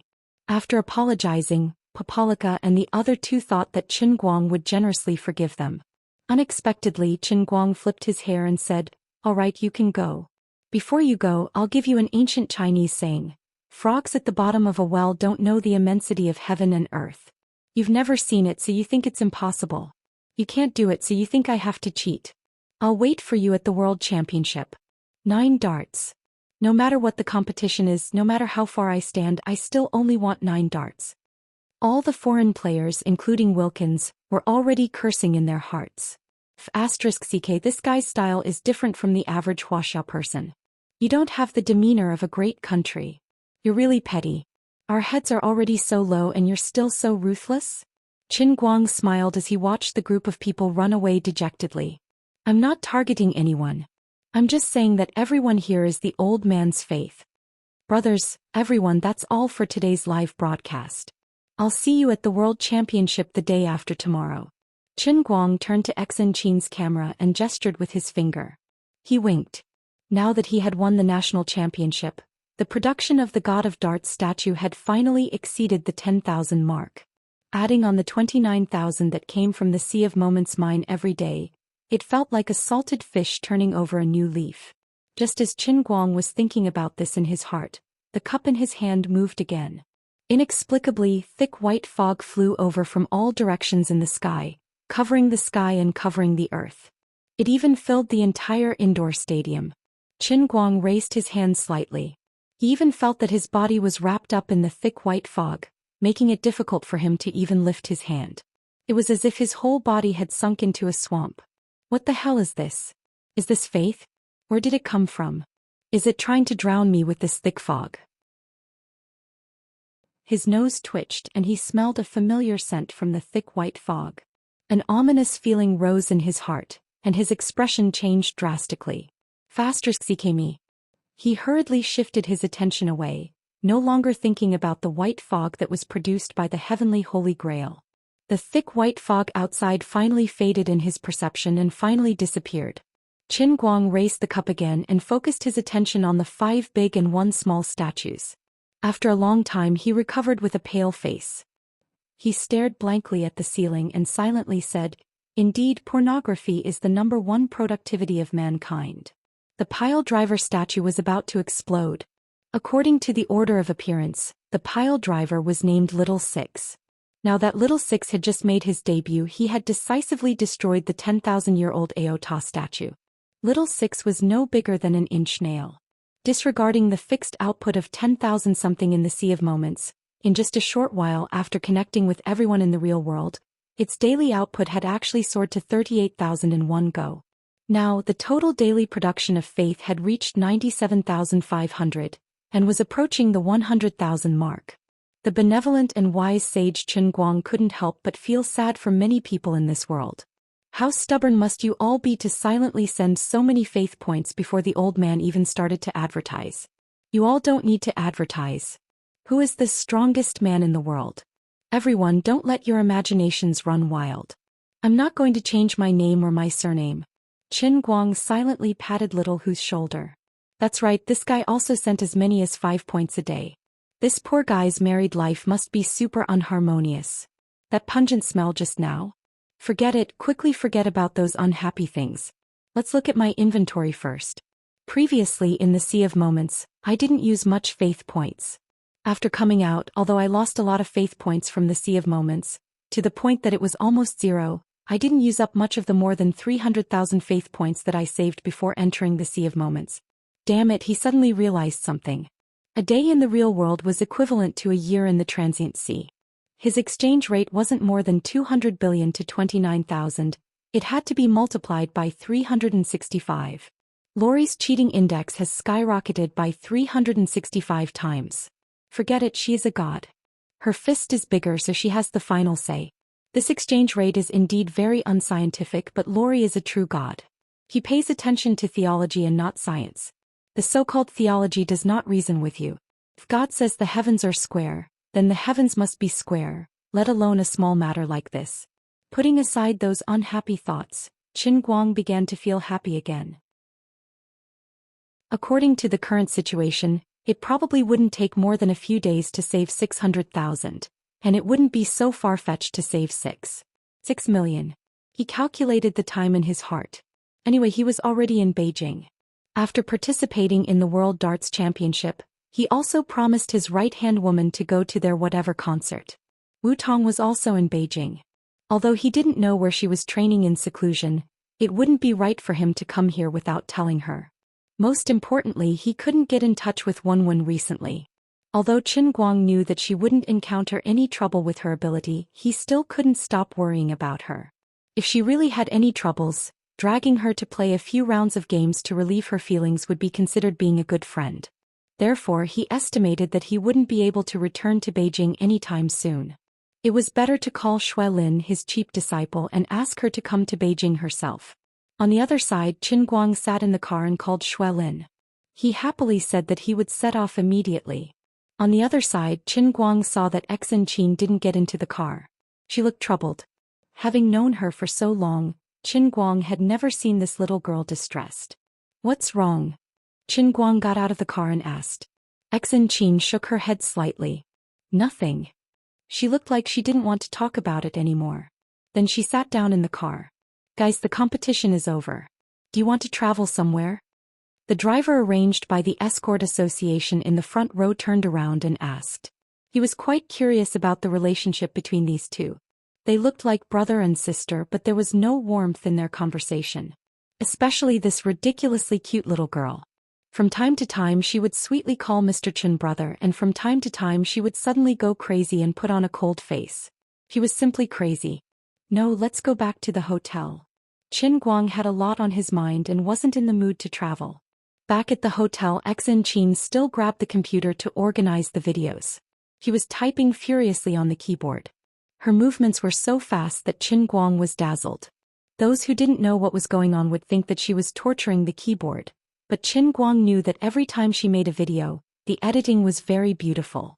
The number of fans on Weibo had increased again. Recently, the content of the comments below basically revolved around the darts competition. Everyone seemed to have gradually adapted to the omnipotence of the almighty Superman. In any case, he crushed whatever he did. Today there was a new hot topic. During the live broadcast, he caught a few of Papalika's unfriendly international friends and scolded them. Enthusiastic fans had made a video of it and posted it on the internet. Walken's Catalan dialect was translated by some Spanish experts, and it was exactly what Qin Guang said. But for the other two indigenous Indian languages and the Mauritian indigenous language, no one could say anything about them no matter how noisy the internet was. But without a doubt, when Qin Guang explained the meaning of the two languages, the two foreigners lowered their heads. Their faces were full of fear and helplessness after their prank was exposed. This meant that what Qin Guang said was right. He really wasn't making a wild guess. That was scary. How could there be such an awesome interpreter on the field?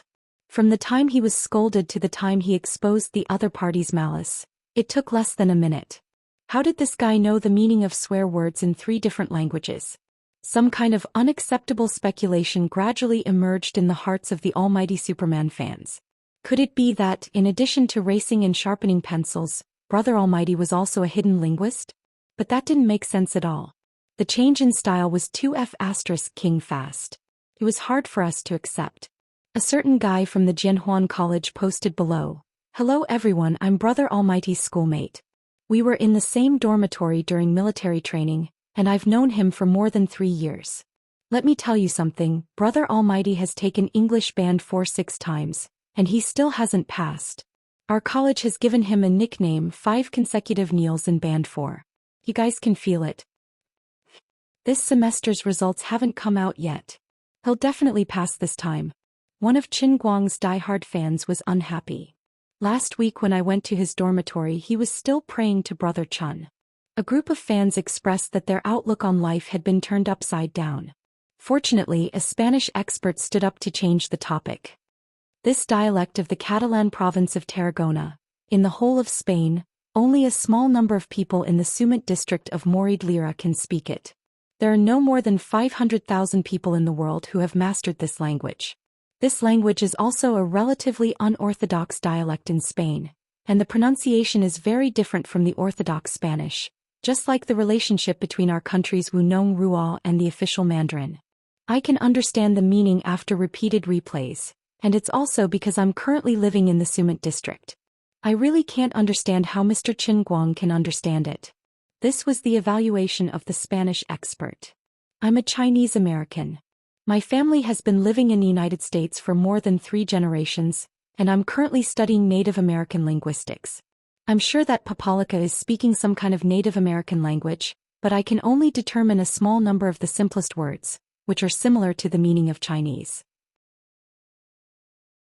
I'm currently contacting my Native American classmates, and I'll give you an accurate translation in half an hour.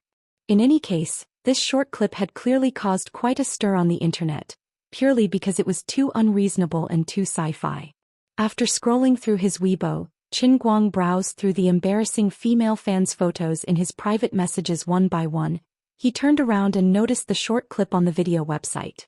When he opened it, he was also shocked. The number of comments had already reached 5,000, and the number of hits had exceeded 1 million in 2 hours. This was going viral.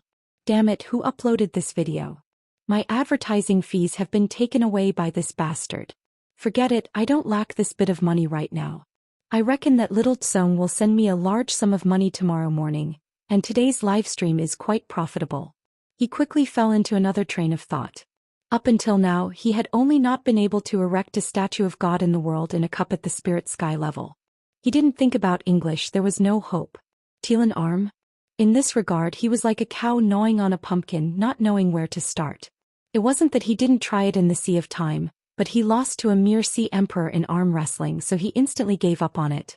But including English, he had mastered 4,979 foreign languages. Of course, there was no hope for English alone, but if he took out nearly 5,000 foreign languages, he could easily beat the entire human race, okay? This statue of God was very easy to erect. He didn't even need to display all of them, he could just pull out 200 or 300 and people would kneel to the point of breaking their knees, okay? The statue of One-Line Sky was more or less different from the statue of Spirit Sky, right? When he thought of this, he couldn't suppress his excitement. On the other side, Xin Qin, who had just finished uploading the video online, also noticed the commotion. She turned around from her swivel chair. Big brother Qin Guang, how did you understand what those people said today? Qin Guang laughed, thinking I was just about to show off and you came to ask me, are you an actor sent by God to cooperate with me? Little sister, please pay attention to your words. The person standing in front of you is the greatest linguist in human history.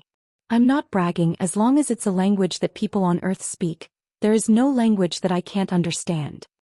He still had to keep a low profile outside, but in front of his own people he naturally had to speak his mind and not hide his abilities. After saying that, Qin Guang looked at Xin Qin with a smile, waiting for her to look at him with an expression of worship. I don't believe you. He never expected that Xin Qin, one of his own people, would actually undermine him. I'll just say something casually and if you can translate it, I'll believe you. Seeing Qin Guang's face turn dark, Xin Qin slightly tilted her head, giving him another chance to prove himself. Say it. Shibaya Madai Luo Kutagu Jie. Qin Guang, damn dog, don't do it for the tribe. Go play the victory. Chapter 517. Tisk, I'm going to wash up and sleep. As the saying goes, acting cool depends on who you're dealing with. For a violent lowly like Xin Qin, whose brain circuitry was different from normal people, Qin Guang's acting cool in front of her obviously wouldn't end well. Seeing her turn around and go to the bathroom, she took out a Mickey Mouse toothbrush from her bag and started brushing her teeth. Qin Guang shrugged, indicating that he was defeated by this unromantic child. Sometimes he was also quite puzzled. What did the old man do to deserve this? She didn't ask for a salary, nor did she ask for any benefits, but she always fooled around with him. From time to time he heard her say things like master and the internal energy in her body, and looking at her usual behavior, although she seemed to be lacking in a brain, she definitely had some background. Could it be that she was like Wen, some kind of big missy? Needless to say, then the family behind her probably wouldn't last long. Look at what kind of idlers you've raised. Lying on the bed, playing with his phone in boredom, Qin Guang was worried about his tomorrow. The World Championship was the day after tomorrow, which meant that he would have nothing to do tomorrow. This wouldn't do. The old man was now a young man with dreams and pursuits. He had to keep himself busy. Life is short, how can I waste it? Just as he was letting his imagination run wild, he suddenly opened WeChat and clicked on Jiang Yage's profile picture. Although he didn't want to admit it, deep in his heart he really hoped that Jiang Yage would take a bigger picture. In the end he didn't see the bigger picture, but the picture in front of him made his scalp go numb. Good luck for the competition the day after tomorrow. It's a pity that I have to prepare for a concert and can't watch it live. Remember to come to the concert at night. Oh right, Sister Shuiwei and I went to Australia last week and happened to visit the master craftsman Jamie Laurent. I pestered him to make a watch strap. Do you like it? The photo that Jiang Yage sent was the work of Jamie Laurent. There were artistic words printed on the outside of the leather watch band. On it was written in English, left and right hands and light.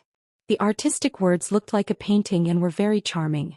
In fact, with Qin Guang's outlook on life, he really didn't understand the special purpose of finding a master to make a watchband for a watch. It was purely because he had too much money. The core function of a watch had already been replaced by a mobile phone. When he was poor, he felt that spending more than 1,000,000 yuan on a watch was a very crazy thing to do. Now that he was rich, he somewhat understood the feelings of those who bought luxury goods. They had too much money and wanted to buy the best of everything. For a watch that had a certain function and could also be used as jewelry, it was not a big deal to spend more than 1,000,000 yuan. The necklaces that people hid in their clothes and could not be seen by others were easily worth millions. But it's fine if you buy a watch, but if you go and find a master to buy a watch strap, that's too much. What's even more embarrassing is that I've already resold the watch. Qin Guang went to search for who Jamie Laurent was, but he couldn't find much information about him. He only saw someone mentioning him on a forum. It was said that this person was the most famous leather goods master in Australia. His style was so high that it made people's hair stand on end. The leather bags he made were worth 10 Louis Vuitton at the very least. Even a random leather watch band he made was worth tens of thousands of dollars. Qin Guang wanted to curse. You're telling me that a piece of leather the width of 2 fingers is worth tens of thousands of dollars? Are you King kidding me? The world of the rich was really scary. Wait, that's not right.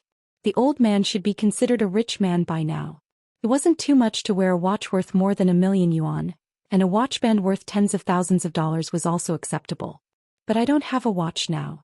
How can I explain it to her? For a moment he only felt extremely melancholic. Back when he sold the Patek Philippe that he had given to himself, frankly speaking, he didn't feel any guilt. At that time, Qin Guang and Jin Jiang weren't very familiar with each other, and he wasn't pretentious enough to want to be friends with the two superstars. He was just a poor student who was lucky enough to save their lives, and they gave him a gift out of gratitude. Then the gift was mine and I could do whatever I wanted with it. After that, we would go our separate ways and have nothing to do with each other anymore. It was that simple. Back then he was so poor that he viewed his relationship with Jin Shuiwei and Jiang Yage purely as a businessman. Without Qin Guang they really would be dead. If their lives were only worth a few million yuan, that would be a pure insult. Their combined income of hundreds of millions of yuan every year had been a regular on the Forbes celebrity list since they were 16, and had never fallen out of the top 10. The kindness of saving their lives was completely settled with a watch worth more than 1,000,000 yuan. They had made a lot of money, okay? His mother was also waiting for money to save her life. The Patek Philippe took it with its left hand and sold it with its right hand. He didn't owe them anything and they didn't owe him anything either. But later, Qin Guang didn't expect that Jin Shuiwei and Jiang Yage would really treat him as a friend, and that they would be so generous. When dealing with Wang Ren and Su Lijing, they even said that he was Jin Shuiwei's boyfriend. The word boyfriend was easy to say, but for a young female artist in her 20s, it almost ruined her future. This straightforwardness and loyalty were comparable to that of his and Zhou Xian, who had grown up together. Although it was inconceivable and hard to understand, Qin Guang knew that the two of them really regarded him as a friend. There was no need to thank them with words, and it would be hypocritical to say too many polite words. Until now, although Qin Guang didn't always say thank you, the position of Jin Shiyue and Jiang Yage in his heart was no longer the same as before. Jin Shiyue and Jiang Yage had indeed refreshed his view of celebrities. Although they were glamorous and aloof on TV, accompanied by bodyguards everywhere when they went out, they were still true girls in private. Once they found you pleasing to the eye, they would really be willing to sincerely treat you as a friend. This made Qin Guang very touched and happy. He also remembered the kindness of others, and had already opened his heart to the two of them. After watching your video, oh no, anyway, we will be real friends in the future. After inexplicably becoming true friends, it didn't seem right for him to sell the gift that the girl had carefully prepared for him. It was Bronte Comet's work, and it was even a super limited edition with their artistic signatures embedded on it. Originally, he had almost forgotten about Patek Philippe. The matter was over, and the debt of gratitude could be slowly returned in the future. But suddenly Jiang Yage made such a statement which caught him off guard. Qin Guang hesitated. He might as well confess to the two of them and tell them directly, "I sold your watch?" No, it was too shameful and it would make others sad. When a woman gave a man an expensive watch, it often had a different meaning. It was to make the man look down at the watch from time to time and think of them when he saw the watch. Perhaps this was the intention of the two of them when they inlaid their names on the watch in the first place. Silently putting down the phone, Qin Guang's mind was filled with confusion. He didn't dare to reply to Jiang Yage's text message at all, and could only think of a way to save himself. Should I lie to them and say that I left the watch in Wujing and didn't bring it with me? That would be useless. He could hide from the monk, but he couldn't hide from the temple. They had already bought the leather belt worth tens of thousands of dollars, and he couldn't let them plant it in their own hands. With Jiang Yage's character, what if she suddenly attacked him one day and jumped in front of him in Wujing? Dang dang dang dang. Give me the watch, I'll change the tape for you. Wouldn't it be even more embarrassing if he was exposed? Looking at the time, it was already 11:30 at night. Never mind, I'll try to contact Linny and see if he can buy the watch back. Although this matter seemed to be quite bullsh*t. Back then when he was poor and in urgent need of money, Xiao Linzi, the man in the white suit, spent 1.2 million yuan to buy the watch without hesitation. He was also very righteous and honest. Now that he was rich, he wanted to buy the watch back.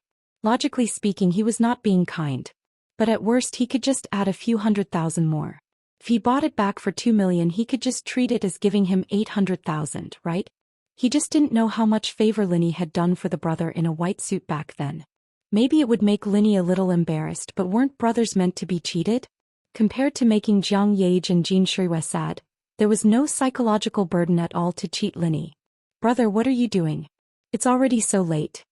On the other side of the phone, Linny was feeling a little drowsy, and it seemed that he was about to fall asleep. "What are you doing? It's only 11:30 and you're already asleep? Do you think I'm as restless as you? My biological clock is super scientific, okay?" Lin Jingwei defended himself. "Linny, who is it? Tell me. Is it one of your childhood sweethearts?" Next to him, Gao Ye's voice was even more drowsy. "Qin Guang. Lin Jingwei, you two can do it. Very good, very powerful. Your biological clocks are very scientific." After a long time, Qin Guang complained. On the other side, Gao Ye had heard Qin Guang's voice clearly through the hands-free phone.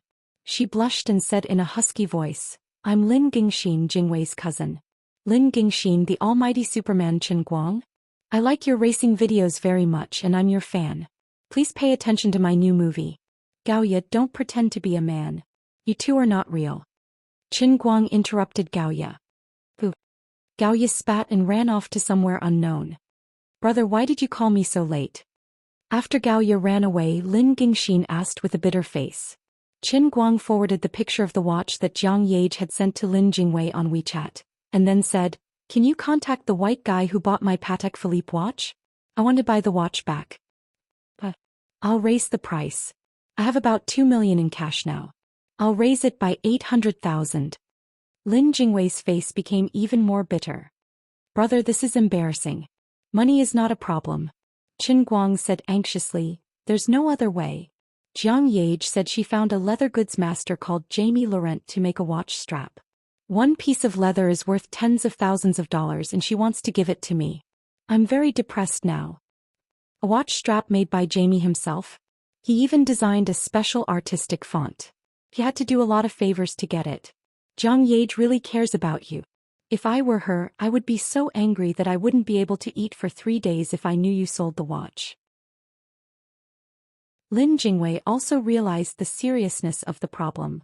Don't talk about Xianxia anymore. I've already realized my mistake. I feel guilty. Lin Jingwei agreed. You're worse than a beast. That's right. You heartless and unscrupulous scum. Yes. You're such an ingrate who eats people without spitting out the bones. You're right. That's enough. Say something useful. I turned on the recording. Do you believe I won't clip your conversation with Gaoya and send it to the class chat group? Lin Jingwei admitted defeat after scolding him twice. Brother, I was wrong. I'll call Brother Xiaobai and see what he has to say. The Brother Bai he was talking about was the young man in a white suit who bought the Patek Philippe watch for 1.2 million without batting an eyelid. Like his name, his clothes and surname were very white. 5 minutes later, Lin Jingwei called back. This is embarrassing. What did Brother Bai say? Brother Bai said that I can take the watch back, but I have to agree to one condition. Is it a price increase? Now that he was not short of money, Qin Guang felt that any problem that could be solved with money was not a problem. No. Brother Bai is right. You have to step over his dead body. Damn it. It's just a watch. Is there a need to do this? What kind of godly condition is this? He also said something else. What? He will beat you up every time he sees you. He won't even give me face, Lin Jingwei said. At this moment, Qin Guang had an uneasy feeling in his heart. He's not finished. Qin Guang was about to break down. Can you finish the bad news in one go? You're going to kill me. He has to go to the concert the day after tomorrow with the watch. He will expose you on the spot and tell Jin Shuiwei that you sold the watch they gave you. Did Brother Bai have a grudge against me in my previous life? Was there a need to set me up like this? Qin Guang was about to explode. Lin Jingwei shook his head. I don't know if there was a grudge in your previous life, but there must be a grudge between you and him in this life. He has been chasing after Jin Shuiwei for 8 to 9 years since they were teenagers. Now that you've become Jin Shuiwei's fake boyfriend, he might not have thought of this if we didn't mention it today. Let's give him a reminder. Then why did you introduce him to me? Who would have thought that you would be so good at stirring up trouble? Even Jin Shuiwei had to fake a relationship with you to protect you. Only the few of us knew it was fake. Brother Bai must have thought it was real. He hates you to death. So you're blaming me? It's hard to guard against life's events. Can you at least give me some constructive advice? Lin Jingwei thought for a long time. Brother Guang, I do have a constructive suggestion. What do you mean? Steal your sister. Stealing something worth more than 1 million yuan? Your suggestion is very constructive. You're building a jail cell for me. It's fine. You just have to pay me after this. Brother Bai's circle will not sue you for something worth more than 1 million yuan. This kind of thing was about something else, a matter of face. Actually, he and I are very close, but he doesn't have much hope of wooing Jin Shuiwei. He's just trying to save face and teach you a lesson. I'll admit it to you. Brother Bai and I grew up together. I can take responsibility for this. At most he'll pull my ear and scold me. Qin Guang understood what Lin Jingwei was trying to say. Both sides were close friends, and with Lin Jingwei in the middle to mediate, this matter was neither big nor small. After chatting for a while, Lin Jingwei decided to meet him at the hotel the next morning. They were going to Brother Bai's headquarters in Beijing. It was said that he couldn't bear to wear the watch after he got it, so he kept it in his office as a souvenir. At this time, Bai Hua had no idea that these two great thieves had already set their eyes on Jin Shuiwei's souvenir. When it comes to relationships, there's no right or wrong. If it wasn't for Qin Guang's interference with Bai Hua and Jin Shuiwei's family background, as long as Bai Hua worked hard, he might really become Jin Shuiwei's fiancé in the future. However, from the moment Jin Shuiwei announced that Qin Guang was her boyfriend, Bai Hua had no chance in this lifetime. Chapter 518. Bai Hua recognized Qin Guang. As his love rival, there might be a picture of Qin Guang in his secret room in his house. Bai Hua had to face Qin Guang's picture every day to beat him up. Looking at the beautiful middle-aged woman who kept drawing on his face, Qin Guang felt that Lin Jingwei was doing this on purpose. Brother Guang, let me tell you. In the whole of Beijing, no, in the whole of China, you won't be able to find a better makeup artist than Sister Hua. I know that, but why do I have to dress up as a woman? Brother Xiao Bai has a very strong memory. As long as he sees someone once, he will definitely have an impression. If you don't change your appearance slightly, he will recognize you at a glance. We are going to steal something. We can't just rob him. Don't make me do something big. Lin Jingwei took out his phone and explained. Qin Guang looked at him fiercely. You call this changing my appearance? Put your phone away, or I will strangle you to death. Awkwardly putting his phone away, Lin Jingwei helplessly shrugged. Brother Guang, we're doing something we're guilty of to begin with, so you should sacrifice a little. Don't talk about dressing up as a woman. The robbers in the movies will do anything to steal some famous paintings. Offering a chrysanthemum is a small matter. What about us? Don't worry. This matter will only be known by the heavens, the earth, you and me. I promise I won't let a third party know. I won't even tell Gaoya. When you close your eyes, today will be over. Tomorrow you will still be the handsome you and not the sissy you today. Qin Guang pointed at Sister Hua. What about her? Lin Jingwei nodded seriously. It's fine. After she finishes doing your makeup, we will kill her. Sister Hua didn't care. She covered her mouth and laughed. Oh, that's scary. Ever since young Master Lin went to study at Wujing University, he's getting better at joking with people and he's getting more and more humorous. Lin Jingwei pointed at Qin Guang. It's all his fault. Sister Hua took another look at Qin Guang. She remembered Lin Jingwei's temperament in the past. Although he was not a playboy, he hated evil and had a bad temper. It was impossible for him to be ordered around like today. She couldn't help but wonder who this handsome young man was to be able to make young Master Lin live like a completely different person. Shaolinzi, I'm serious. I'll accept the makeup, but I can also change my appearance a little, right? There's really no need to turn him into a woman, right? Qin Guang still refused to give up. Lin Jingwei couldn't be bothered to talk to him anymore, so he placed the phone in front of Qin Guang. You can first take a look at Brother Xiao Bai's life story, which is this by Hua. I'm not trying to trick you. If you don't put on a completely subversive makeup, he will really see through you. Qin Guang rolled his eyes. Is he that amazing? Then he was speechless. Bai Hua, the current deputy general manager of Wuxia Tianjin Energy Group, was 23 years old. He entered the University of Science and Technology at the age of 12 and graduated at the age of 14. At the age of 16, he entered Cambridge University through special channels to obtain a double doctorate in psychology and economics. At the age of 18, he passed the bar exam and became an official employee of the largest law firm in Europe. At the age of 22, he returned to China to work and was quickly promoted to the position of Deputy General Manager of Wuxia Tianjin Energy Group. He was currently in charge of the Middle East and Europe business of Tianjin Energy Group. Qin Guang sucked in a breath of cold air.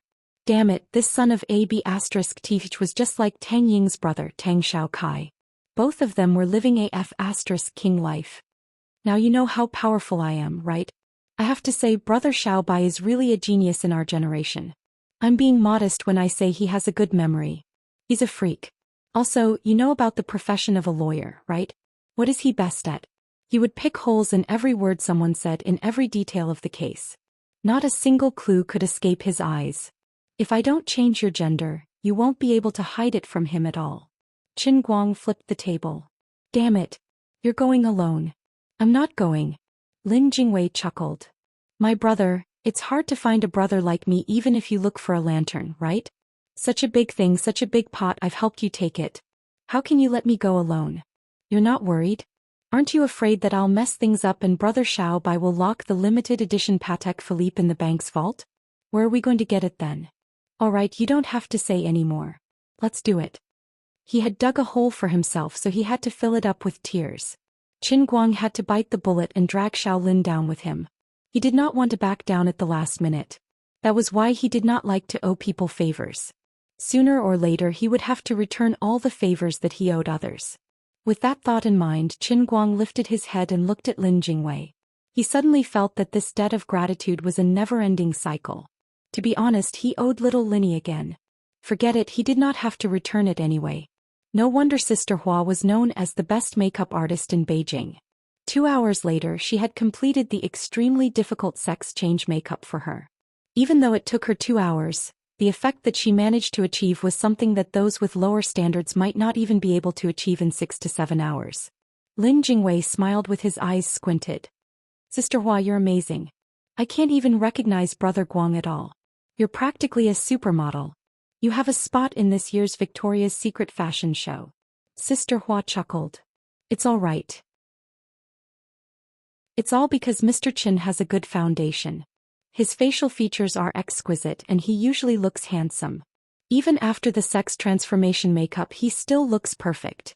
It's like nature itself. No. Ugly people always do mischief. Sister Hua, you're the best. Can you two give me a mirror so that I can look at myself? Qin Guang looked at the two of them who were judging him, especially Lin Jingwei's smirk. He wanted to strangle him to death. Brother Guang, I suggest that you don't look at it. You'll be mesmerized to death. Also, can you stop talking? You're ruining the beauty. 5 seconds later, Lin Jingwei submitted to Qin Guang's fierce gaze and handed him the mirror. Damn. I've fallen in love with myself. Looking at the person in the mirror, Qin Guang couldn't believe his eyes. Forget it, he shouldn't say too much. He was afraid that his stomach would hurt if he said too much. In short, it was what Lin Jingwei had said. A supermodel with European and American style. But this was him. If you dare take out your skirt again, I'll really kill you. In the end, Qin Guang put on a neutral white shirt and a wig. That was it. As for her breasts, that wasn't a problem. How many supermodels had big breasts? Flat breasts were the way to go. There was no need for such a strong taste of silicone. Qin Guang's chest muscles were more or less shaped. The two of them sat in the car. Qin Guang's face was as cold as ice. He didn't say a word. Little Lin, every time you look at me, your life is shortened by a day. I'm counting the days for you. Brother, don't. I'm risking my life to accompany a gentleman, okay? The two of them first went to a luxury store in the center of Wujing to buy a Patek Philippe. Of course, it wasn't a limited edition, but it looked no different from the one left and right hand gave to Qin Guang. The only difference was that it didn't have the commemorative logo of Bronte Comet and left and right hand. That's right, this was a trick. What should we do when we get there? Have you thought about it? Qin Guang had been holding himself back from wiping his face. He felt extremely uncomfortable and he was filled with admiration for those women. He had no idea how they managed to survive with such heavy makeup on. At this time, his face seemed to be covered with a layer of oil. It was extremely awkward, but he couldn't touch it with his hands. If he did, the powder would fall off. Don't worry, I have a plan. Lin Jingwei said vaguely.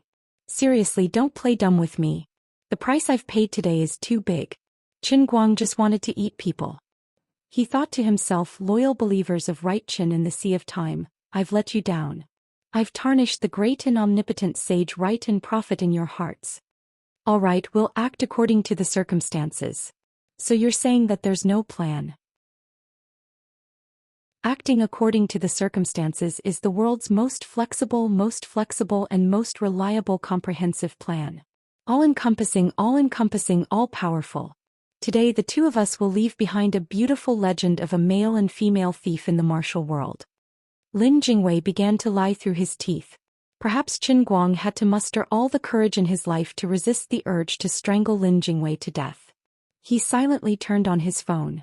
He didn't want to talk to Lin Jingwei anymore, so he opened his class's group chat to see if Lin Jingwei had taken any photos and sent them out. No, very good, he had escaped death once. Bai Nyangzi was shouting in the group, I'm going to the women's section to force a vote. Everyone hurry up and vote for me. The title of the novel is Billionaire. Qin Guang slammed his phone shut. After today he would probably have to read at least 10 super cool novels about macho men to return to full health. After we go up, you and I will go straight to Brother Bai's office. His secretary, Sister Song, knows me, so she won't stop us. When we get to the office, we'll work together according to the situation. Finally, they arrived at the Tianjin Energy Building and got off together. Lin Jingwei cautiously instructed, don't open your mouth later or else you'll be exposed. Shut up, am I that stupid? The supermodel was quite impatient. The Tianjin Energy Building was located between the 3rd and 4th Ring Road of Beijing. It was nearly 40 stories tall. In a place like Beijing where every inch of land was worth its weight in gold, it could be considered a symbol of the power of this central enterprise with an amazing background. There were a total of 8 elevators in the building. 7 of them had a lot of people going in and out, but the last one was empty. When they entered the elevator, Qin Guang understood. There were tens of thousands of people working here in a building with nearly 40 floors. This unlucky elevator actually had to be unlocked with fingerprints. Obviously, only certain people could use this elevator. Seeing that Qin Guang was about to open his mouth to complain, Lin Jingwei hurriedly gestured for him to keep quiet, then pointed at the surveillance camera above him. Qin Guang rolled his eyes and said no more. Lin Jingwei suddenly turned his face to the side. Damn, brother Guang was too beautiful today. His heart was beating faster. He also began to ponder in his heart. He really had to keep this matter to himself. It was 2F*King embarrassing. The two went straight up to the 33rd floor. After exiting the door, they saw a hall full of people coming and going. Everyone was walking in a hurry, and the sounds of printers and scanners could be heard one after another. The sound of keyboard tapping was like a beautiful piece of music. This was the headquarters of Tianjin Energy Group, a large central enterprise with an annual output of hundreds of billions. Its business was spread all over the world. In the Third World, it was enough to influence the policies of a country. It was quite unique in the construction and technical services of oil and gas extraction.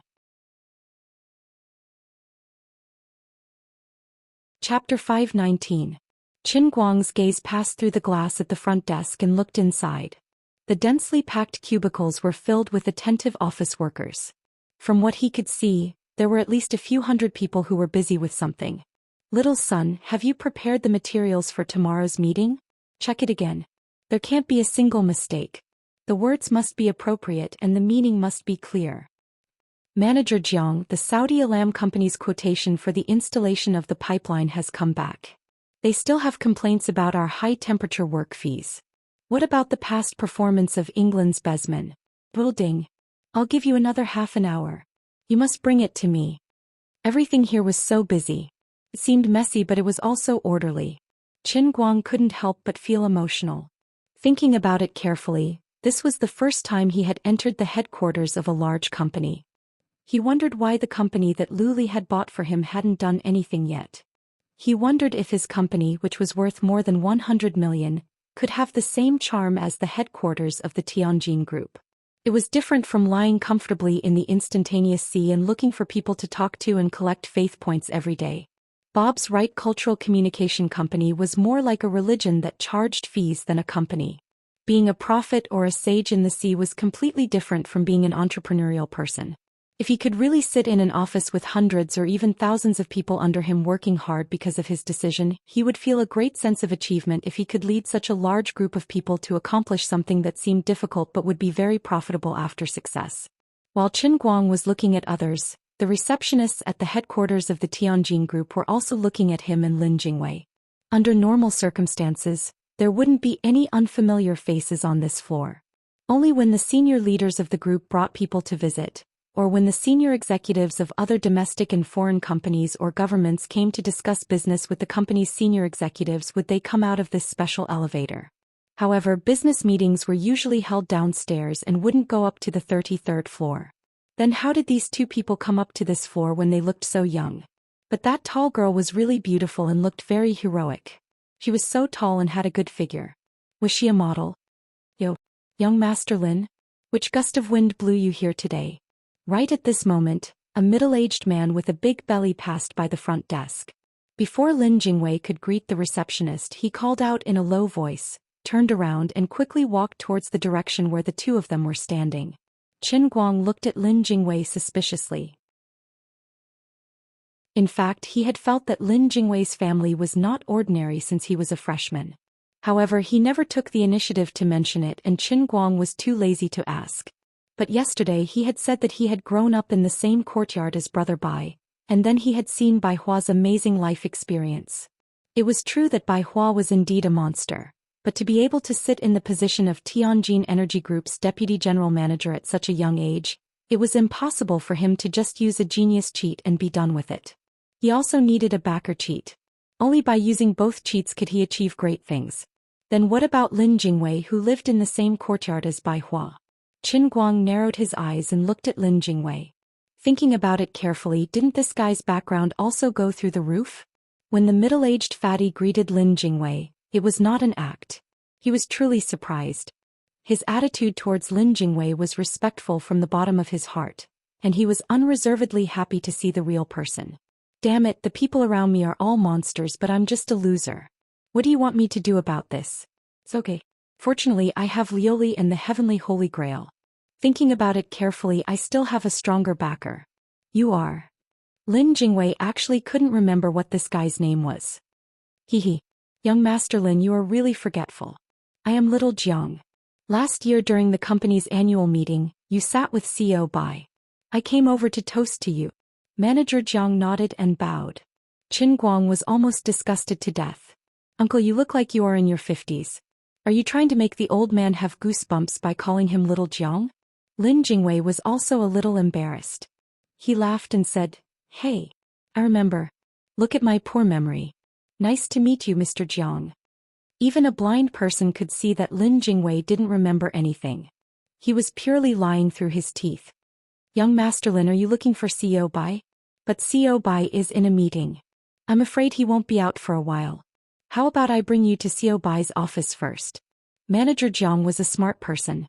How could he not know that Lin Jingwei was just brushing him off? He didn't mind at all. Instead, he got even more enthusiastic. Okay, Sister Qin, come with me. Lin Jingwei was too lazy to talk anymore. He turned around and greeted Qin Guang. Sister Qin, faster thief. At this moment, Qin Guang felt that his teeth were about to shatter. After the group of people walked away, a few girls at the front desk whispered. This Sister Qin is really beautiful. Is she a celebrity? I think she might be a T. What do you mean? Why are you so old-fashioned? She's a homosexual. The kind that likes women. How is that possible? She looks so cool. She's a T because she's cool, okay? Among the homosexuals, there has to be someone more masculine. The one who is more masculine is a T. Sigh, it's a pity that I have a boyfriend. Otherwise, I would chase after her. Young Master Lin and Sister Qin are looking for CEO Bai, right? I heard that Sister Song is. Sure. Don't gossip. If this gets out, you'll be in trouble. Come, let's work. In the end, Manager Jiang could not accompany Lin Jingwei all the way to Bai Hua's office. The secretary team leader, Sister Song, saw Lin Jingwei from afar and came to greet him. She said the same thing as Manager Jiang, but she did not seem to be so servile. After all, she was a popular person in front of Bai Hua and had seen Lin Jingwei many times. Young Master Lin is here to look for CEO Bai, right? Why don't I go and greet CEO Bai? Sister Song snatched him away from Manager Jiang and said with a smile. Lin Jingwei quickly waved his hand. No need, no need. I don't dare to disturb Brother Bai's work. Actually, I brought my friend Sister Qin to Tianjin for a walk. Sister Qin just came back from studying in America and wants to see the atmosphere of our country's big companies. Sister Song, you don't have to worry about us. Don't disturb Brother Bai. Bai Hua's absence was a godsend. Lin Jingwei could not wait for Bai Hua's meeting to end. How could he let Sister Song call Bai Hua back? Qin Guang felt that the way Sister Song looked at him was not right. It made his hair stand on end. He was very flustered and confused. Sister Song was not very old. She should be around 30 years old. Although she was not dressed fashionably, she was dressed in a smart white-collar outfit. However, her facial features were very delicate. Coupled with her shoulder-length hair, she gave off a very capable and shrewd feeling. The two of them sat on the sofa in Bai Hua's office. Qin Guang was silently picking up the coffee that Sister Song had personally poured for him. He forced himself to be very elegant but very twisted. Everything looked very normal except for Sister Song's occasional sneak peeks at Qin Guang, which made his heart feel cold. Sister Song was usually very busy with work. However, Bai Hua's good friend young Master Lin had personally brought people to visit. In the huge Tianjin group, other than her, there was no one else suitable to receive them. She was the leader of the secretarial team, so she could accompany them and chat with Lin Jingwei from time to time. However, in her heart she was wondering which family this sister Chen that young Master Lin mentioned was from. Her fingers were so beautiful and she was so elegant when she drank her coffee.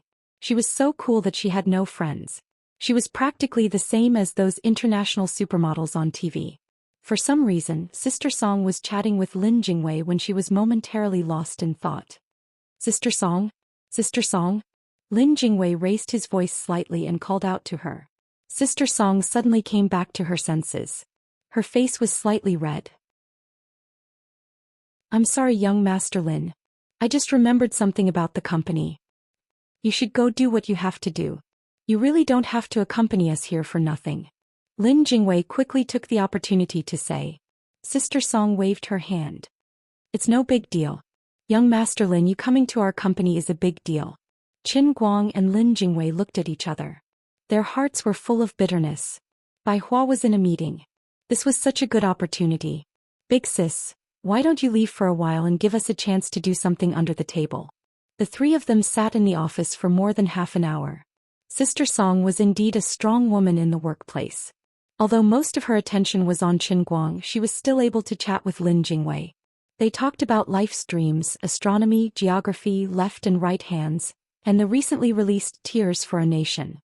Then they talked about Lin Jingwei's own environmental science and the business connections of Tianjin Energy Group. There was actually no awkward silence. Sister Song was very satisfied with her performance today. She had once again received President Bai, a childhood friend with an amazing background, perfectly. Such a difficult task. In the entire Tianjin group, only I Song Ting can do it. How could she have imagined that Qin Guang and Lin Jingwei were about to cry? The limited edition Patek Philippe watch was placed in the glass cabinet next to the office. It was within reach. Lin Jingwei also knew the password of the lock. It was the 6 numbers of Bai Hua's parents' birthdays. As long as the two of them were given 30 seconds of free time, the two of them would be able to steal the watch at lightning speed. However, it wasn't that the two of them weren't capable, but that the enemy was too capable. Big sis, why don't you leave? Don't you need to pee? Are you that free? At this moment, a man in a white suit opened the door. Song Ting, give me the information you sorted out yesterday. He was in a hurry. When he looked up, he saw Lin Jingwei sitting near the door. Yo Jingwei, you're here? I'm in a meeting. I don't think it will end anytime soon. Song Ting deftly handed a stack of documents to him. He lowered his head and flipped through them. He seemed to have thought of something and said without raising his head, Jingwei, come with me to the meeting room and listen in. If you want to do environmental protection, you'll have to follow my path in the future. Clumsy birds have to fly early. I'll let you get used to it first and see the world. As he spoke, he turned and walked out while pulling Lin Jingwei's shoulder. Lin Jingwei was stunned. Hey, don't dawdle. Time is of the essence. Bai Hua dragged Lin Jingwei away just like that. He didn't even notice Qin Guang, who was sitting on the sofa pretending to be calm. He didn't dare to come up and talk to Lin Jingwei for fear of exposing himself. Looking at Lin Jingwei's figure gradually getting further and further away, then looking at Song Ting who was slowly approaching him with a faint but profound smile, Qin Guang felt a chill in his heart. Hello, I'm Song Ting. Young Master Lin said you're Qin Yu, right? Nice to meet you. Song Ting stood in front of Qin Guang and smiled at Qin Guang enthusiastically. Can I have your number? Qin Guang looked up at Song Ting and screamed in his heart. Who's going to save me? According to the old man's experience, this chick is a woman. She has feelings for me. Chapter 520. Now that my shield Lin Jingwei is gone, can I pretend to be mute in front of her? Qin Guang thought to himself. Song Ting gently sat down again and leaned against Qin Guang. The distance was very close, but there was no unnecessary skin contact. As a professional, she was able to express this level of intimacy just right.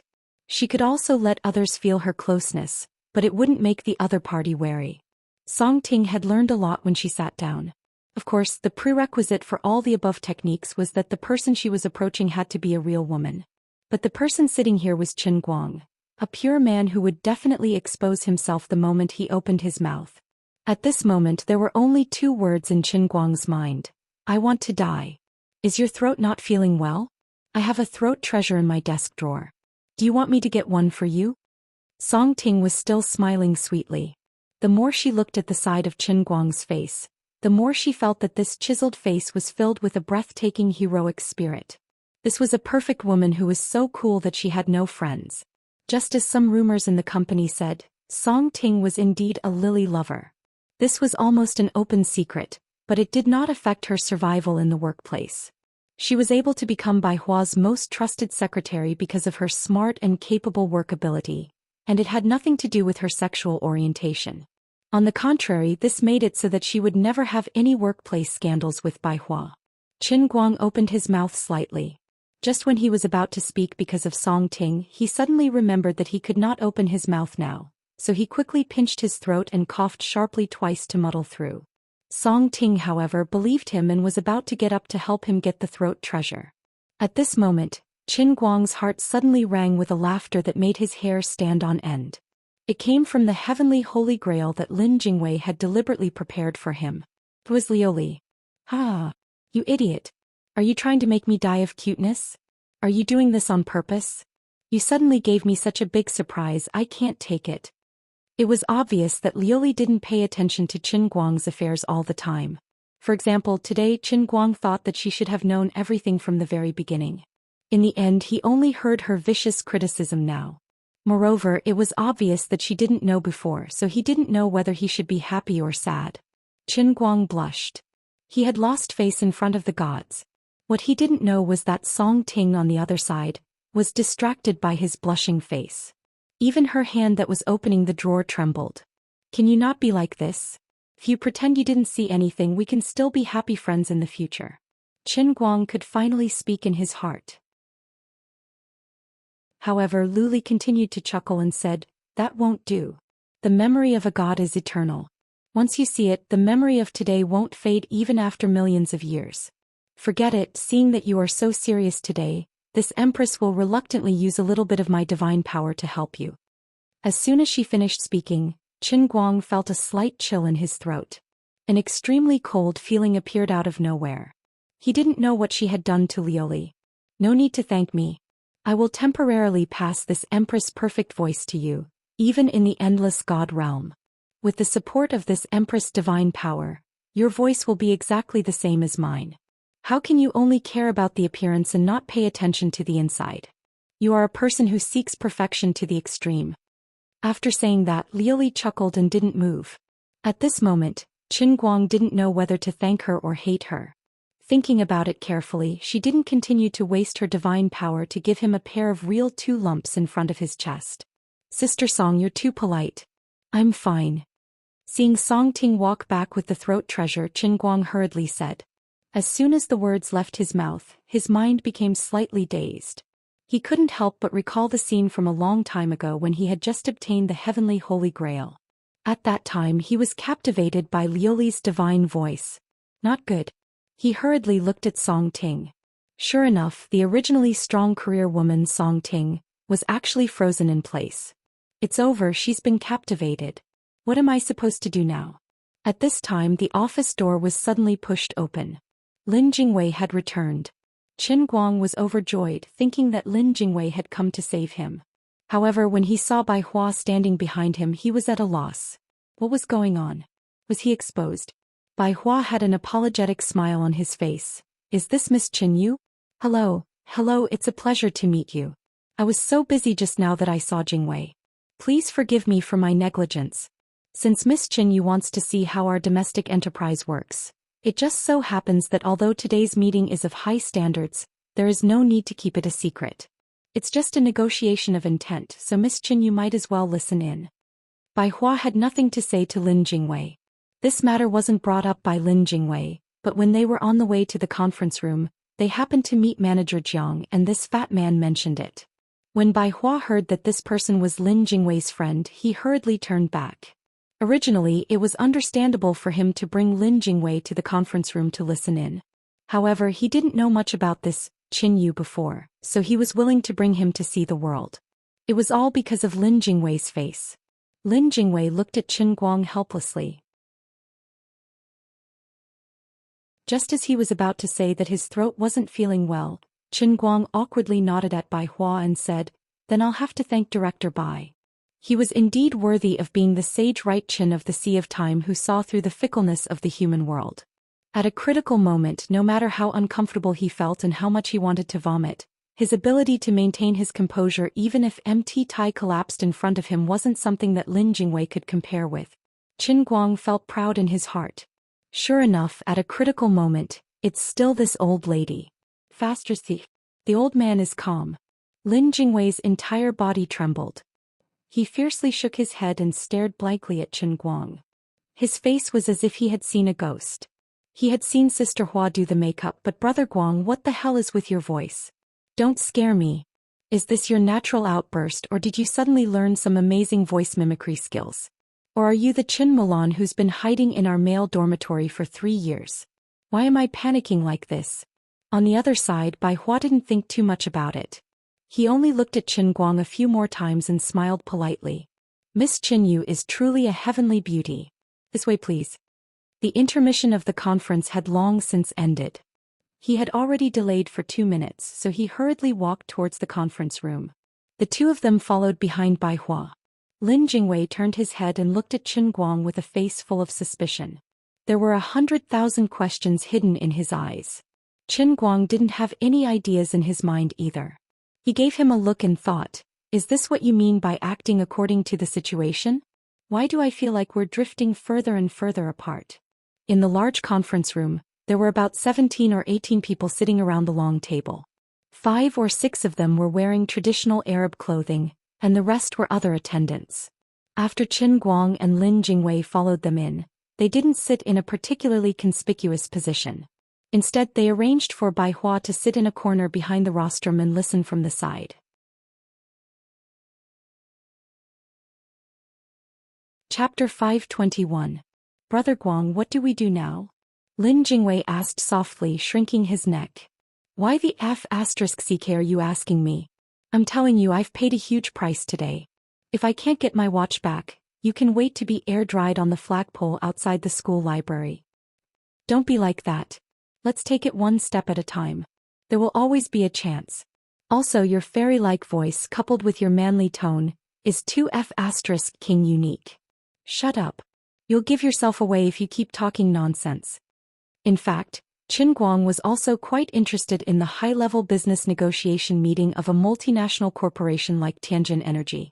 A long time ago he had told Lu Fei that he wanted to learn how to do business, but unfortunately there had never been a good opportunity. Today, by a freak combination of factors, he had come to this high-end international negotiation meeting to listen in. It could be considered a good opportunity to learn and train. Since he was already here, he might as well take things as they come. In any case, he was already dragged here and there was no way for him to get his watch for the time being. Hence, Qin Guang decided to seriously listen. Lin Jingwei handed over a document from the side. It was probably related to the meeting so that he could understand the situation better. Qin Guang looked up and took it. Only then did he realize that Manager Jiang, who was sitting in the corner, was giving him and Lin Jingwei a flattering look. Look, this is a real professional. He has a keen sense of smell and he's so skilled in flattery. He can make people feel comfortable and useful. He's really a talent. As Qin Guang looked at the documents and listened to the negotiations, it didn't take long for him to understand the situation. He touched his mouth. This was a little interesting. What he meant by interesting was not that he was really a genius who could instantly understand the workings of multinational business. He only knew that this was a competitive negotiation between 3 companies from the Arab region or the administrative units of small countries. The 5 or 6 people dressed in traditional Arab clothing were obviously the representatives of the 3 Arab forces, including the AO Lon company that he had heard of before. The content of the negotiations mainly involved Tianjin Energy Group and one of the 3 parties to jointly build a shale gas energy project that was very difficult to exploit. Tianjin Energy Group would provide the technology, and one of the 3 companies would provide economic and policy support. At present, Tianjin Corporation was considered to be at the leading level in the relevant technologies in the world. There were also companies in Europe and the United States that could do the same. However, it was very obvious that the conditions provided by the Wuxia Empire when cooperating with other countries in this area were far more favorable than those in Europe and the United States. This was also the advantage that the Wuxia Empire's multinational corporations had in recent years in the Third World or the Arabian region. Compared to the Western companies that demanded sky-high prices, others were more willing to work with Chinese companies. The specific content of the negotiations between the three companies was roughly to point out their own strengths. At the same time, it also involved the extent to which Tianjin Group would be able to obtain in the future. What really interested Qin Guang was that the translation used during the negotiation process was not English but Arabic. Things suddenly became interesting. Of course, international business negotiations would mostly use English, which was commonly used internationally. Although the representatives of the three Arab companies were all legitimate Arab nobles, and their habitual language was indeed their mother tongue, Qin Guang was still rather surprised that they actually used a foreign language as a translation in such a high-end meeting. In any case, the mother tongue of a few Arabs was enough to stun Lin Jingwei, who had passed English Level 4 in his first year of university and boasted that his English dictation had reached international standards. However, Qin Guang felt that it sounded exactly like his mother tongue to him.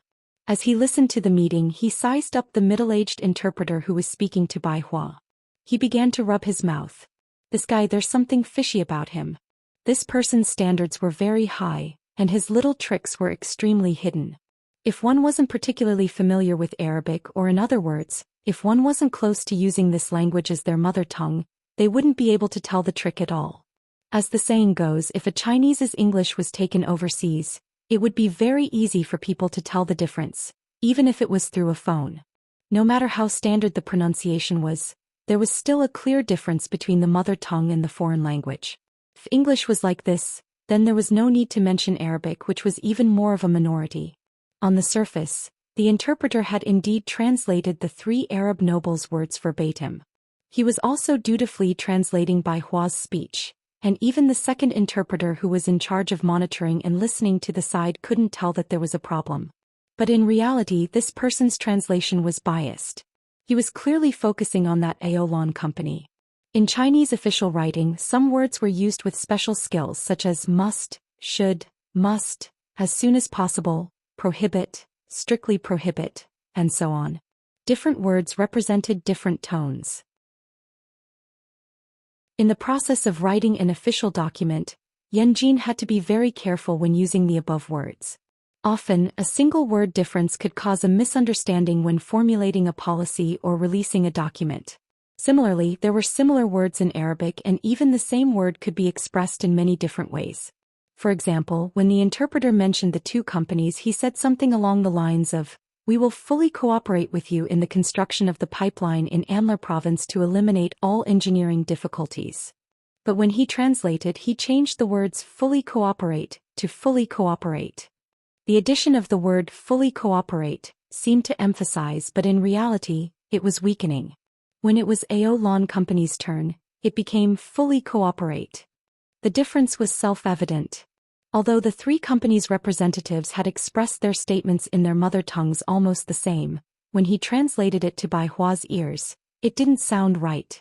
This could be considered a very high-end unspoken rule in the translation industry. Using a controllable difference in expression during the negotiation process, one would unknowingly be biased and benefit one party. Now that English was the most popular language in the world, it was very difficult to do so. But for a small language like Arabic, a person with a high enough standard could do it in public. Of course, the risk was also very high. Once it was exposed, the person's reputation would basically be ruined, and his career would also come to an end. But the greater the risk, the greater the benefits. There would always be people who would take the risk, and today Qin Guang had witnessed it firsthand. It was really a coincidence. If Qin Guang hadn't been here today, if he hadn't happened to pass through the language master's version of the Sea of Moments and become a language tyrant, he might have really been fooled by this middle-aged interpreter today. At first, Qin Guang didn't intend to meddle in other people's business. After all, this was someone else's meeting and he only wanted to bring his ears along. But after the meeting had gone on for about an hour, when Lin Jingwei was already falling asleep with his chin propped on his hand, Bai Hua had already gradually become biased towards Aolan Company under the subtle influence of this interpreter. Although this was only a negotiation of intent, after today, Aolan Company would clearly have an advantageous position among the three bidders. This was obviously unfair to the other two companies, and it could also cause hidden dangers to Bai Hua and the Tianjin Energy Group behind him. Aolan Company wasn't being honest.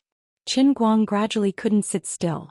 If he had nothing to do with this Bai Hua, he naturally couldn't be bothered to meddle in other people's business. But today he was a thief.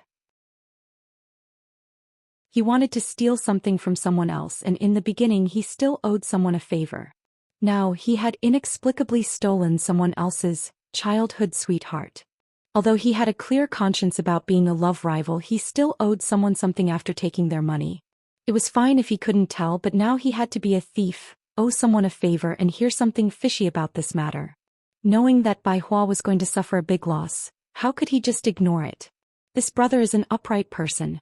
He felt like he was sitting on pins and needles, and his whole body felt uncomfortable. Finally, Qin Guang poked Lin Jingwei's shoulder. "Wake up, ask Manager Jiang who this Arabic interpreter is. Where did you find him?" Lin Jingwei opened his eyes in a daze.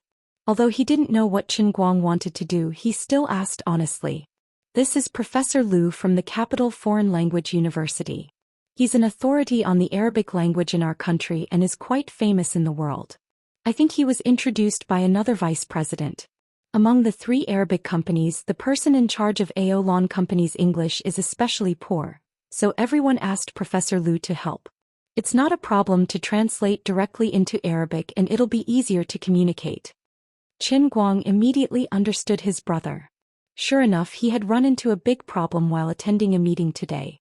Did the Arab aristocrat from Aolan Company really not understand English? That might not be the case.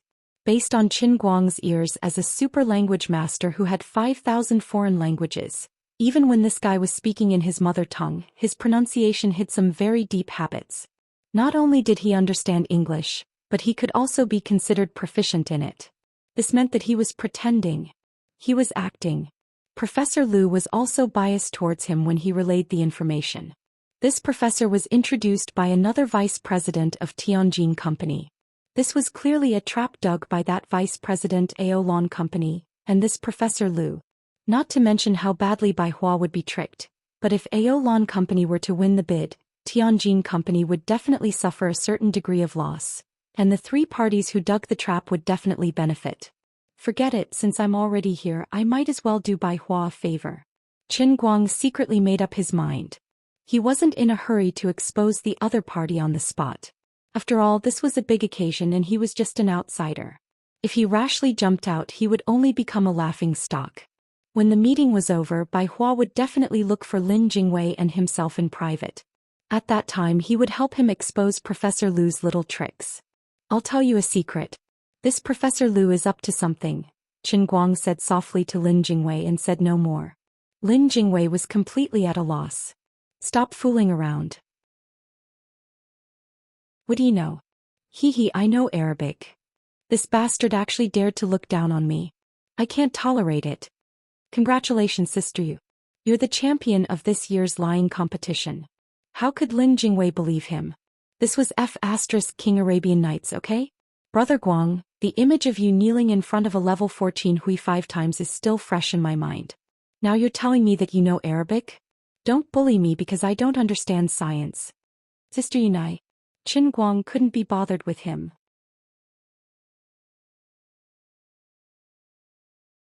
Chapter 522. About an hour and a half later, this seemingly calm but actually surging intent negotiation meeting finally came to an end in a harmonious and friendly atmosphere. Qin Guang and Lin Jingwei both had sores all over their bodies from sitting, but in order to get back the limited edition Patek Philippe, they had to endure it no matter how tiring it was. Bai Hua was quite satisfied with the results of today's negotiations. He had finally broken the deadlock and was starting to see some signs of progress with the 3 companies. He was especially satisfied with the many conditions that Aolan Corporation had put forth. "Jingwei, you 2 go to my office and sit for a while. I'll come back after I send them off and then I'll show you around the company," Bai Hua instructed. He wouldn't forget about Lin Jingwei even if he was busy. Qin Guang and Lin Jingwei were overjoyed. This was an opportunity. "Song Ting, accompany Jingwei for me." "Damn it. Are you done?" The 2 sat in Bai Hua's office for another 20 minutes. During this time, Song Ting was so enthusiastic that even Lin Jingwei felt that something was wrong. The two were miserable. Whenever they had the chance, they would glance at the glass display case. Unfortunately, the item was placed there, but it was so close that it was worlds apart. Finally, Bai Hua came back with a smile on his face, surrounded by a group of people. From his expression, he seemed to be in a good mood. However, Qin Guang was a little hesitant because Professor Lu was still following behind Bai Hua like a trusted aide. If he made it clear now, he would be offending someone. But if he didn't say it now, Bai Hua might not believe him when the time was up, and Aolon Corporation might have already gotten what they wanted. Forget it, there's no point in doing things cautiously. It's not a big deal to offend Professor Lu. Perhaps it was because Qin Guang had spent too long in the Sea of Time, but he had become more decisive in his actions compared to the past, even if there weren't any changes in his bones. He took big strides and quickly walked up.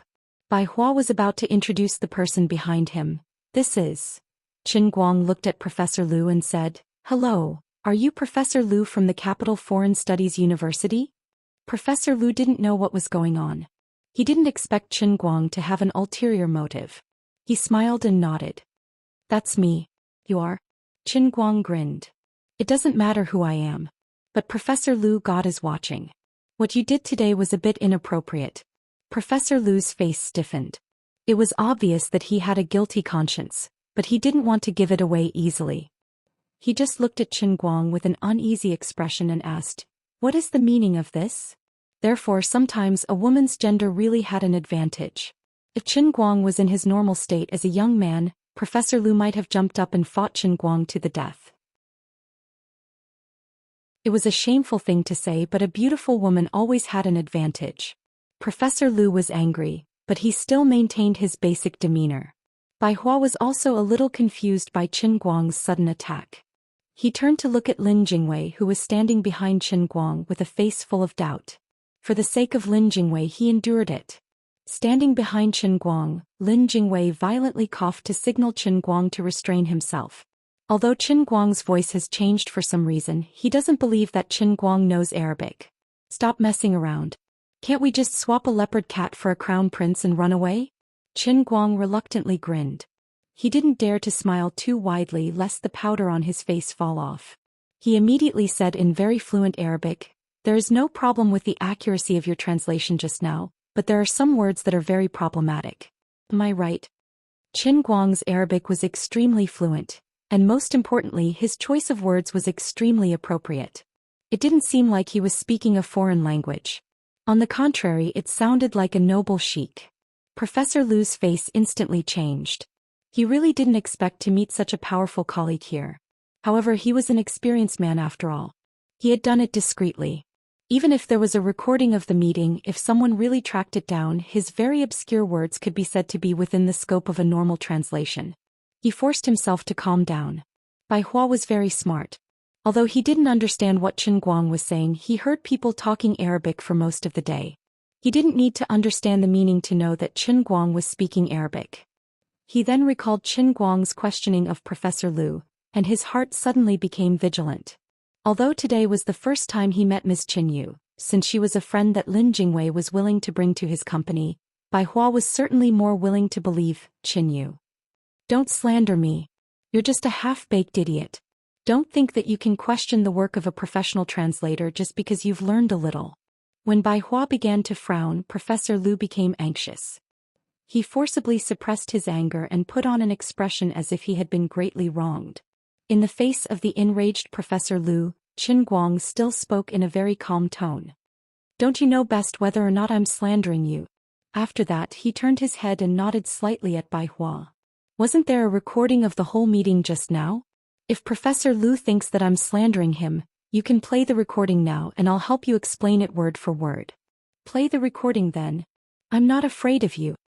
At this point, Professor Lu could not back down. He couldn't show any signs of backing down at this time. Otherwise, it would really look like he was guilty. Of course, he was not afraid.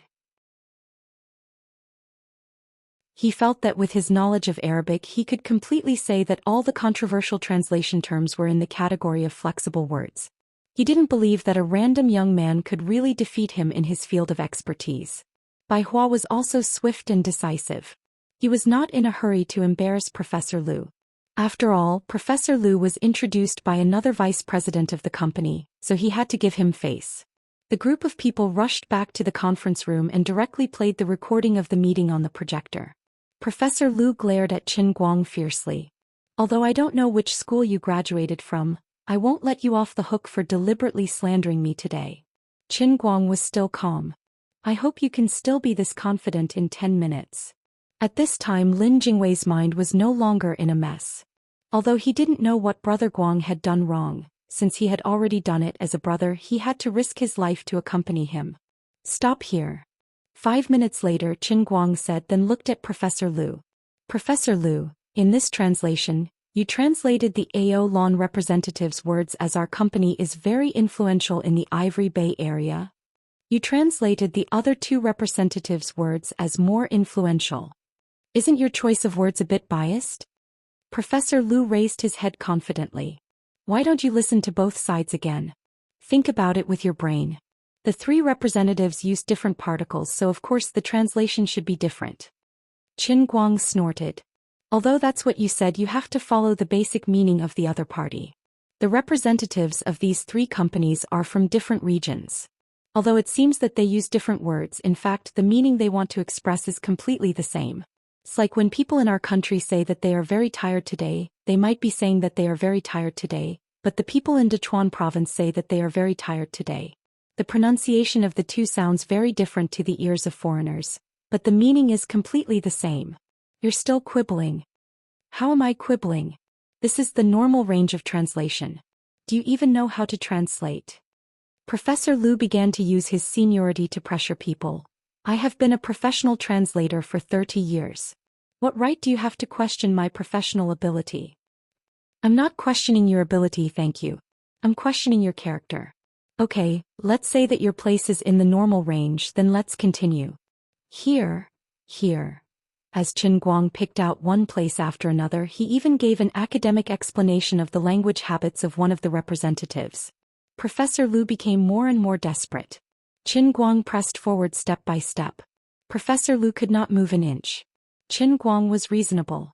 Professor Lu's face was ashen. From the beginning, the confrontation between the two sides was not on the same level. The Arabic that Qin Guang mastered was not only common in the world, he even had different dialects in his mind. No matter how good Professor Lu was, he was only a mortal. How could he be compared to him? Bang! Finally, Qin Guang slammed the table and said conclusively, in conclusion, Professor Lu, I have reason to think that the words you used in at least a dozen places are very questionable. You are clearly biased towards Ao Lan Company.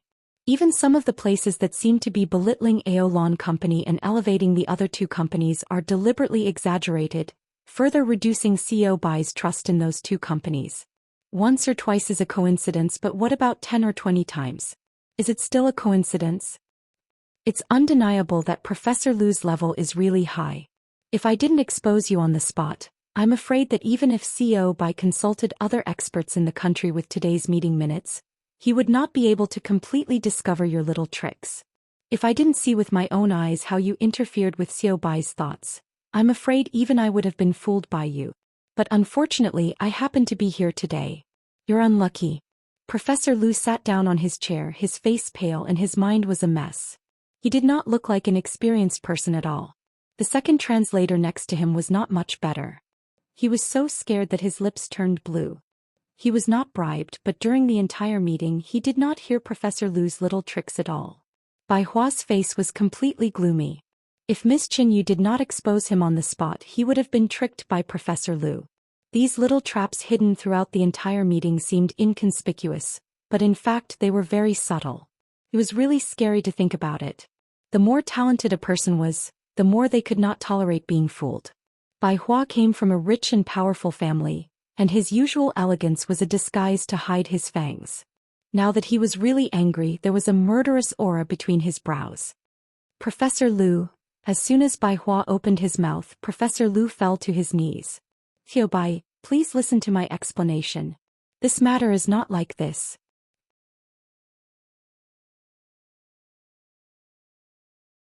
Chapter 523. Alright, you can leave now. On behalf of the Tianjin Group, I would like to thank you for your help today. I will definitely repay you in the future. Bai Hua waved his hand impatiently, and a strong security guard who was already on standby at the door came in and carried Professor Lu out. As for how Bai Hua would deal with Professor Lu and the vice president behind him, it was not something that Qin Guang needed to worry about. Bai Hua would also not say it on such an occasion. Thank you, Miss Qin Yu, for helping me. Otherwise, I would have been in big trouble today. Jingwei, you really brought me an amazing person. Bai Hua had a strong emotional control. As soon as Professor Lu was taken away, he quickly put on a smile and thanked Qin Guang. Qin Yu, your sister. Miss your face. Qin Guang's mouth twitched. Every time he heard the two words, Qin Yu, he had the urge to kill someone. Xiao Bai, you're welcome. It's what I should do. After the matter was settled, Qin Guang decisively became a man of few words. Even he felt uncomfortable with that annoying voice of hers. Bai Hua, on the other hand, admired Qin Yu's style. When it came to business, she was domineering, clear, and aggressive. Usually, she was a man of few words, which added a sense of coldness to her. What Bai Hua admired even more was the amazing Arabic language skills displayed by Qin Yu. She had returned from a foreign business school. She was clear-headed, principled, bold, and careful. She had the gift of the gab, but she was not talkative. You have such a good Arabic language foundation. The more Bai Hua looked at Qin Yu, the happier he was. This amazing talent, this supermodel temperament. Are you an angel sent by God to help me? Brother Bai's calm eyes hid a hint of passion, which immediately made Qin Guang and Lin Jingwei's hearts jump. The two of them began to panic. Stop it. Big brother, don't make it big.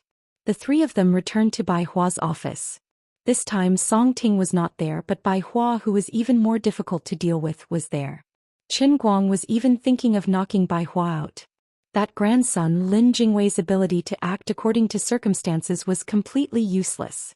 From time to time Lin Jingwei would feel goosebumps all over his body.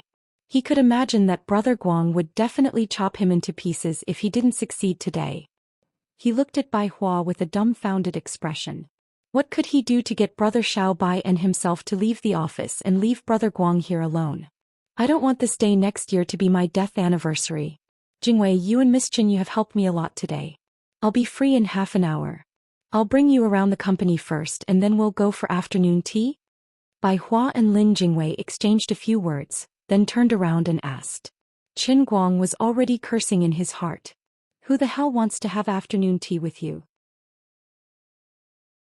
I just want to pour laxatives into your stomach and make you squat in the toilet for half an hour, okay?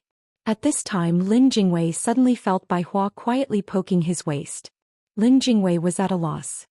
He first looked at Qin Guang, who was pretending to be bored to death, and then turned to look at Bai Hua in confusion. Bai Hua winked at Lin Jingwei. Lin Jingwei was afraid and at a loss. Brother Xiao Bai, what's with that lecherous look? Don't scare me, I beg you, don't scare me. What is it? Lin Jingwei had no choice but to lower his voice and cooperate with Bai Hua's sneaky behavior. Bai Hua wasn't in a hurry to answer him. Instead, he took a document from his desk and stuffed it into Qin Guang's hands. He said, Miss Qin Yu, this is the corporate information of the Tianjin Group. Since you want to understand our domestic company, take a look at the information first. I'll take you to the various departments later. Qin Guang took the document with a cold expression. He looked like a supermodel, but he was afraid that he would vomit if he spoke too much. Come with me for a moment. Bai Hua saw Qin Guang looking down at the document, so he quickly turned around and turned his back to Qin Guang. He desperately mouthed to Lin Jingwei.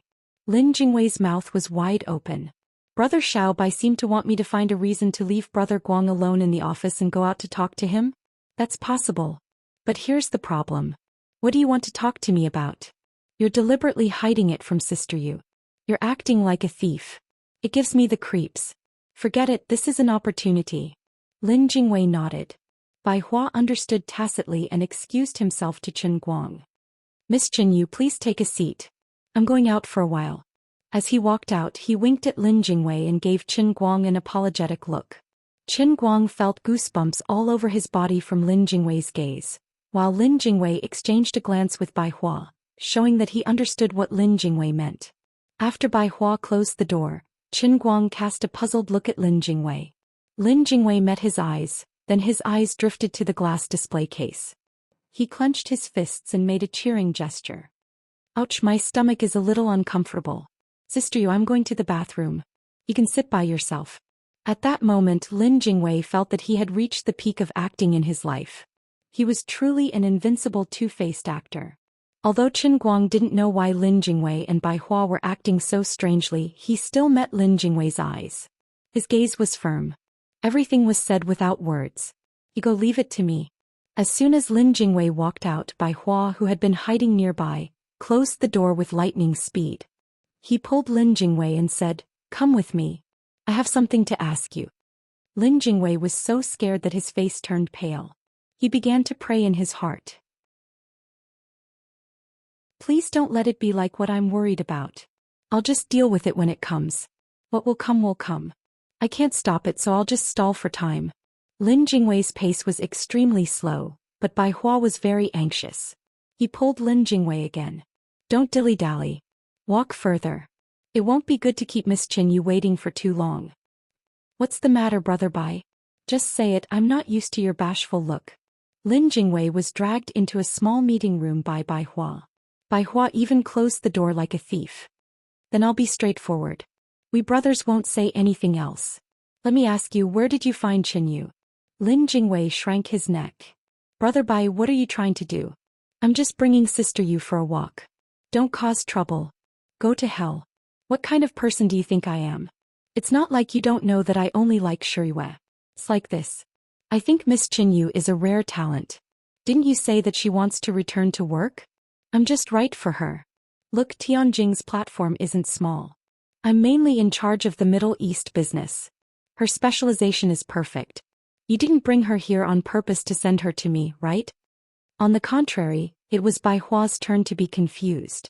Lin Jingwei stared at Bai Hua for a long time. He couldn't calm down for a long time. Who the hell wanted to send someone to you? How the hell would I know that Brother Guang would suddenly speak Arabic? He didn't tell me about this before, but even I was tricked by him. And if I really wanted to send someone to you, I can't bring your love rival. I'd better dress up as a supermodel. However, Lin Jingwei was slightly relieved. It turned out that Brother Bai was only interested in talent and not beauty. Although it was quite deceptive, it was still acceptable. Don't daydream. Which university did she graduate from in North America? As long as she has a bachelor's degree, I'll immediately make her my assistant. She'll be on the same level as Song Ting. What do you think? Bai Hua continued, I can't explain it to you clearly. I value her not only because she knows Arabic. Just now, when she exposed Miss Liu, it's really not something an ordinary person can do. Although she seems to like wearing heavy makeup, which I don't really agree with, she's a girl. Everyone loves beauty. I understand. You even prepared a position for her. You can even tolerate the heavy makeup that you hate the most. Lin Jingwei sucked in a breath of cold air and shook his head violently. No. I can't. I really can't. Sister Yu's family situation is very complicated. She won't work for others. How can it be more complicated than our family situation? Have you really forgotten who you are after hiding your identity and studying in the 5 capitals for so long? Besides, Tianjin Group's platform isn't bad. She can totally give it a try. If one day she wants to start her own business, I can't stop her just because of you, right? She has such a good platform to familiarize herself with the local environment right after returning to China. This kind of good thing can't be found anywhere, right? Lin Jingwei stared at Bai Hua. If the person who came today was Brother Guang and not Sister Yu, he would have really been convinced by Bai Hua. Forget it. I knew you couldn't be relied on. I'll go ask and see what she wants. Brother Bai. Wait a minute. Seeing Bai Hua turn around to go back to the office, Lin Jingwei struggled to call out. Bai Hua didn't even turn his head. I can't wait. What's the most important thing in the 21st century? Talent. As soon as Lin Jingwei and Bai Hua left the office, Qin Guang immediately went to the glass display cabinet and quickly entered the password to open it. At the same time, he took out a Patek Philippe watch from his pocket, intending to replace the beam with the column. At that moment, he just wanted to get the watch in his hands as fast as possible and leave immediately. Then he would find a restroom in a nearby cafe to wash his face. 313626. Bai Hua's parents' birthday is on the right day. The screen of the lock said, loading, faster, just a little faster. Qin Guang stared at the lock and thought to himself. Damn it, is there something wrong with this cabinet? It's already been a minute and you're still loading. Are you crazy? How could such a big company buy a fake lock? President Bai, with your wealth, do you really need to save money in this kind of place? As the saying goes, when it rains, it pours. It wasn't easy for Bai Hua to give him a chance, but he was tricked by this stupid lock. Qin Guang also burst into tears. He hadn't looked at the almanac when he left home this morning, so it must have said, E-residence, theft prohibited. Rebooting, damn you. You're tuning in to the Zhou Xian's Legacy YouTube channel. Don't forget to subscribe and join us on this journey to catch the most captivating stories.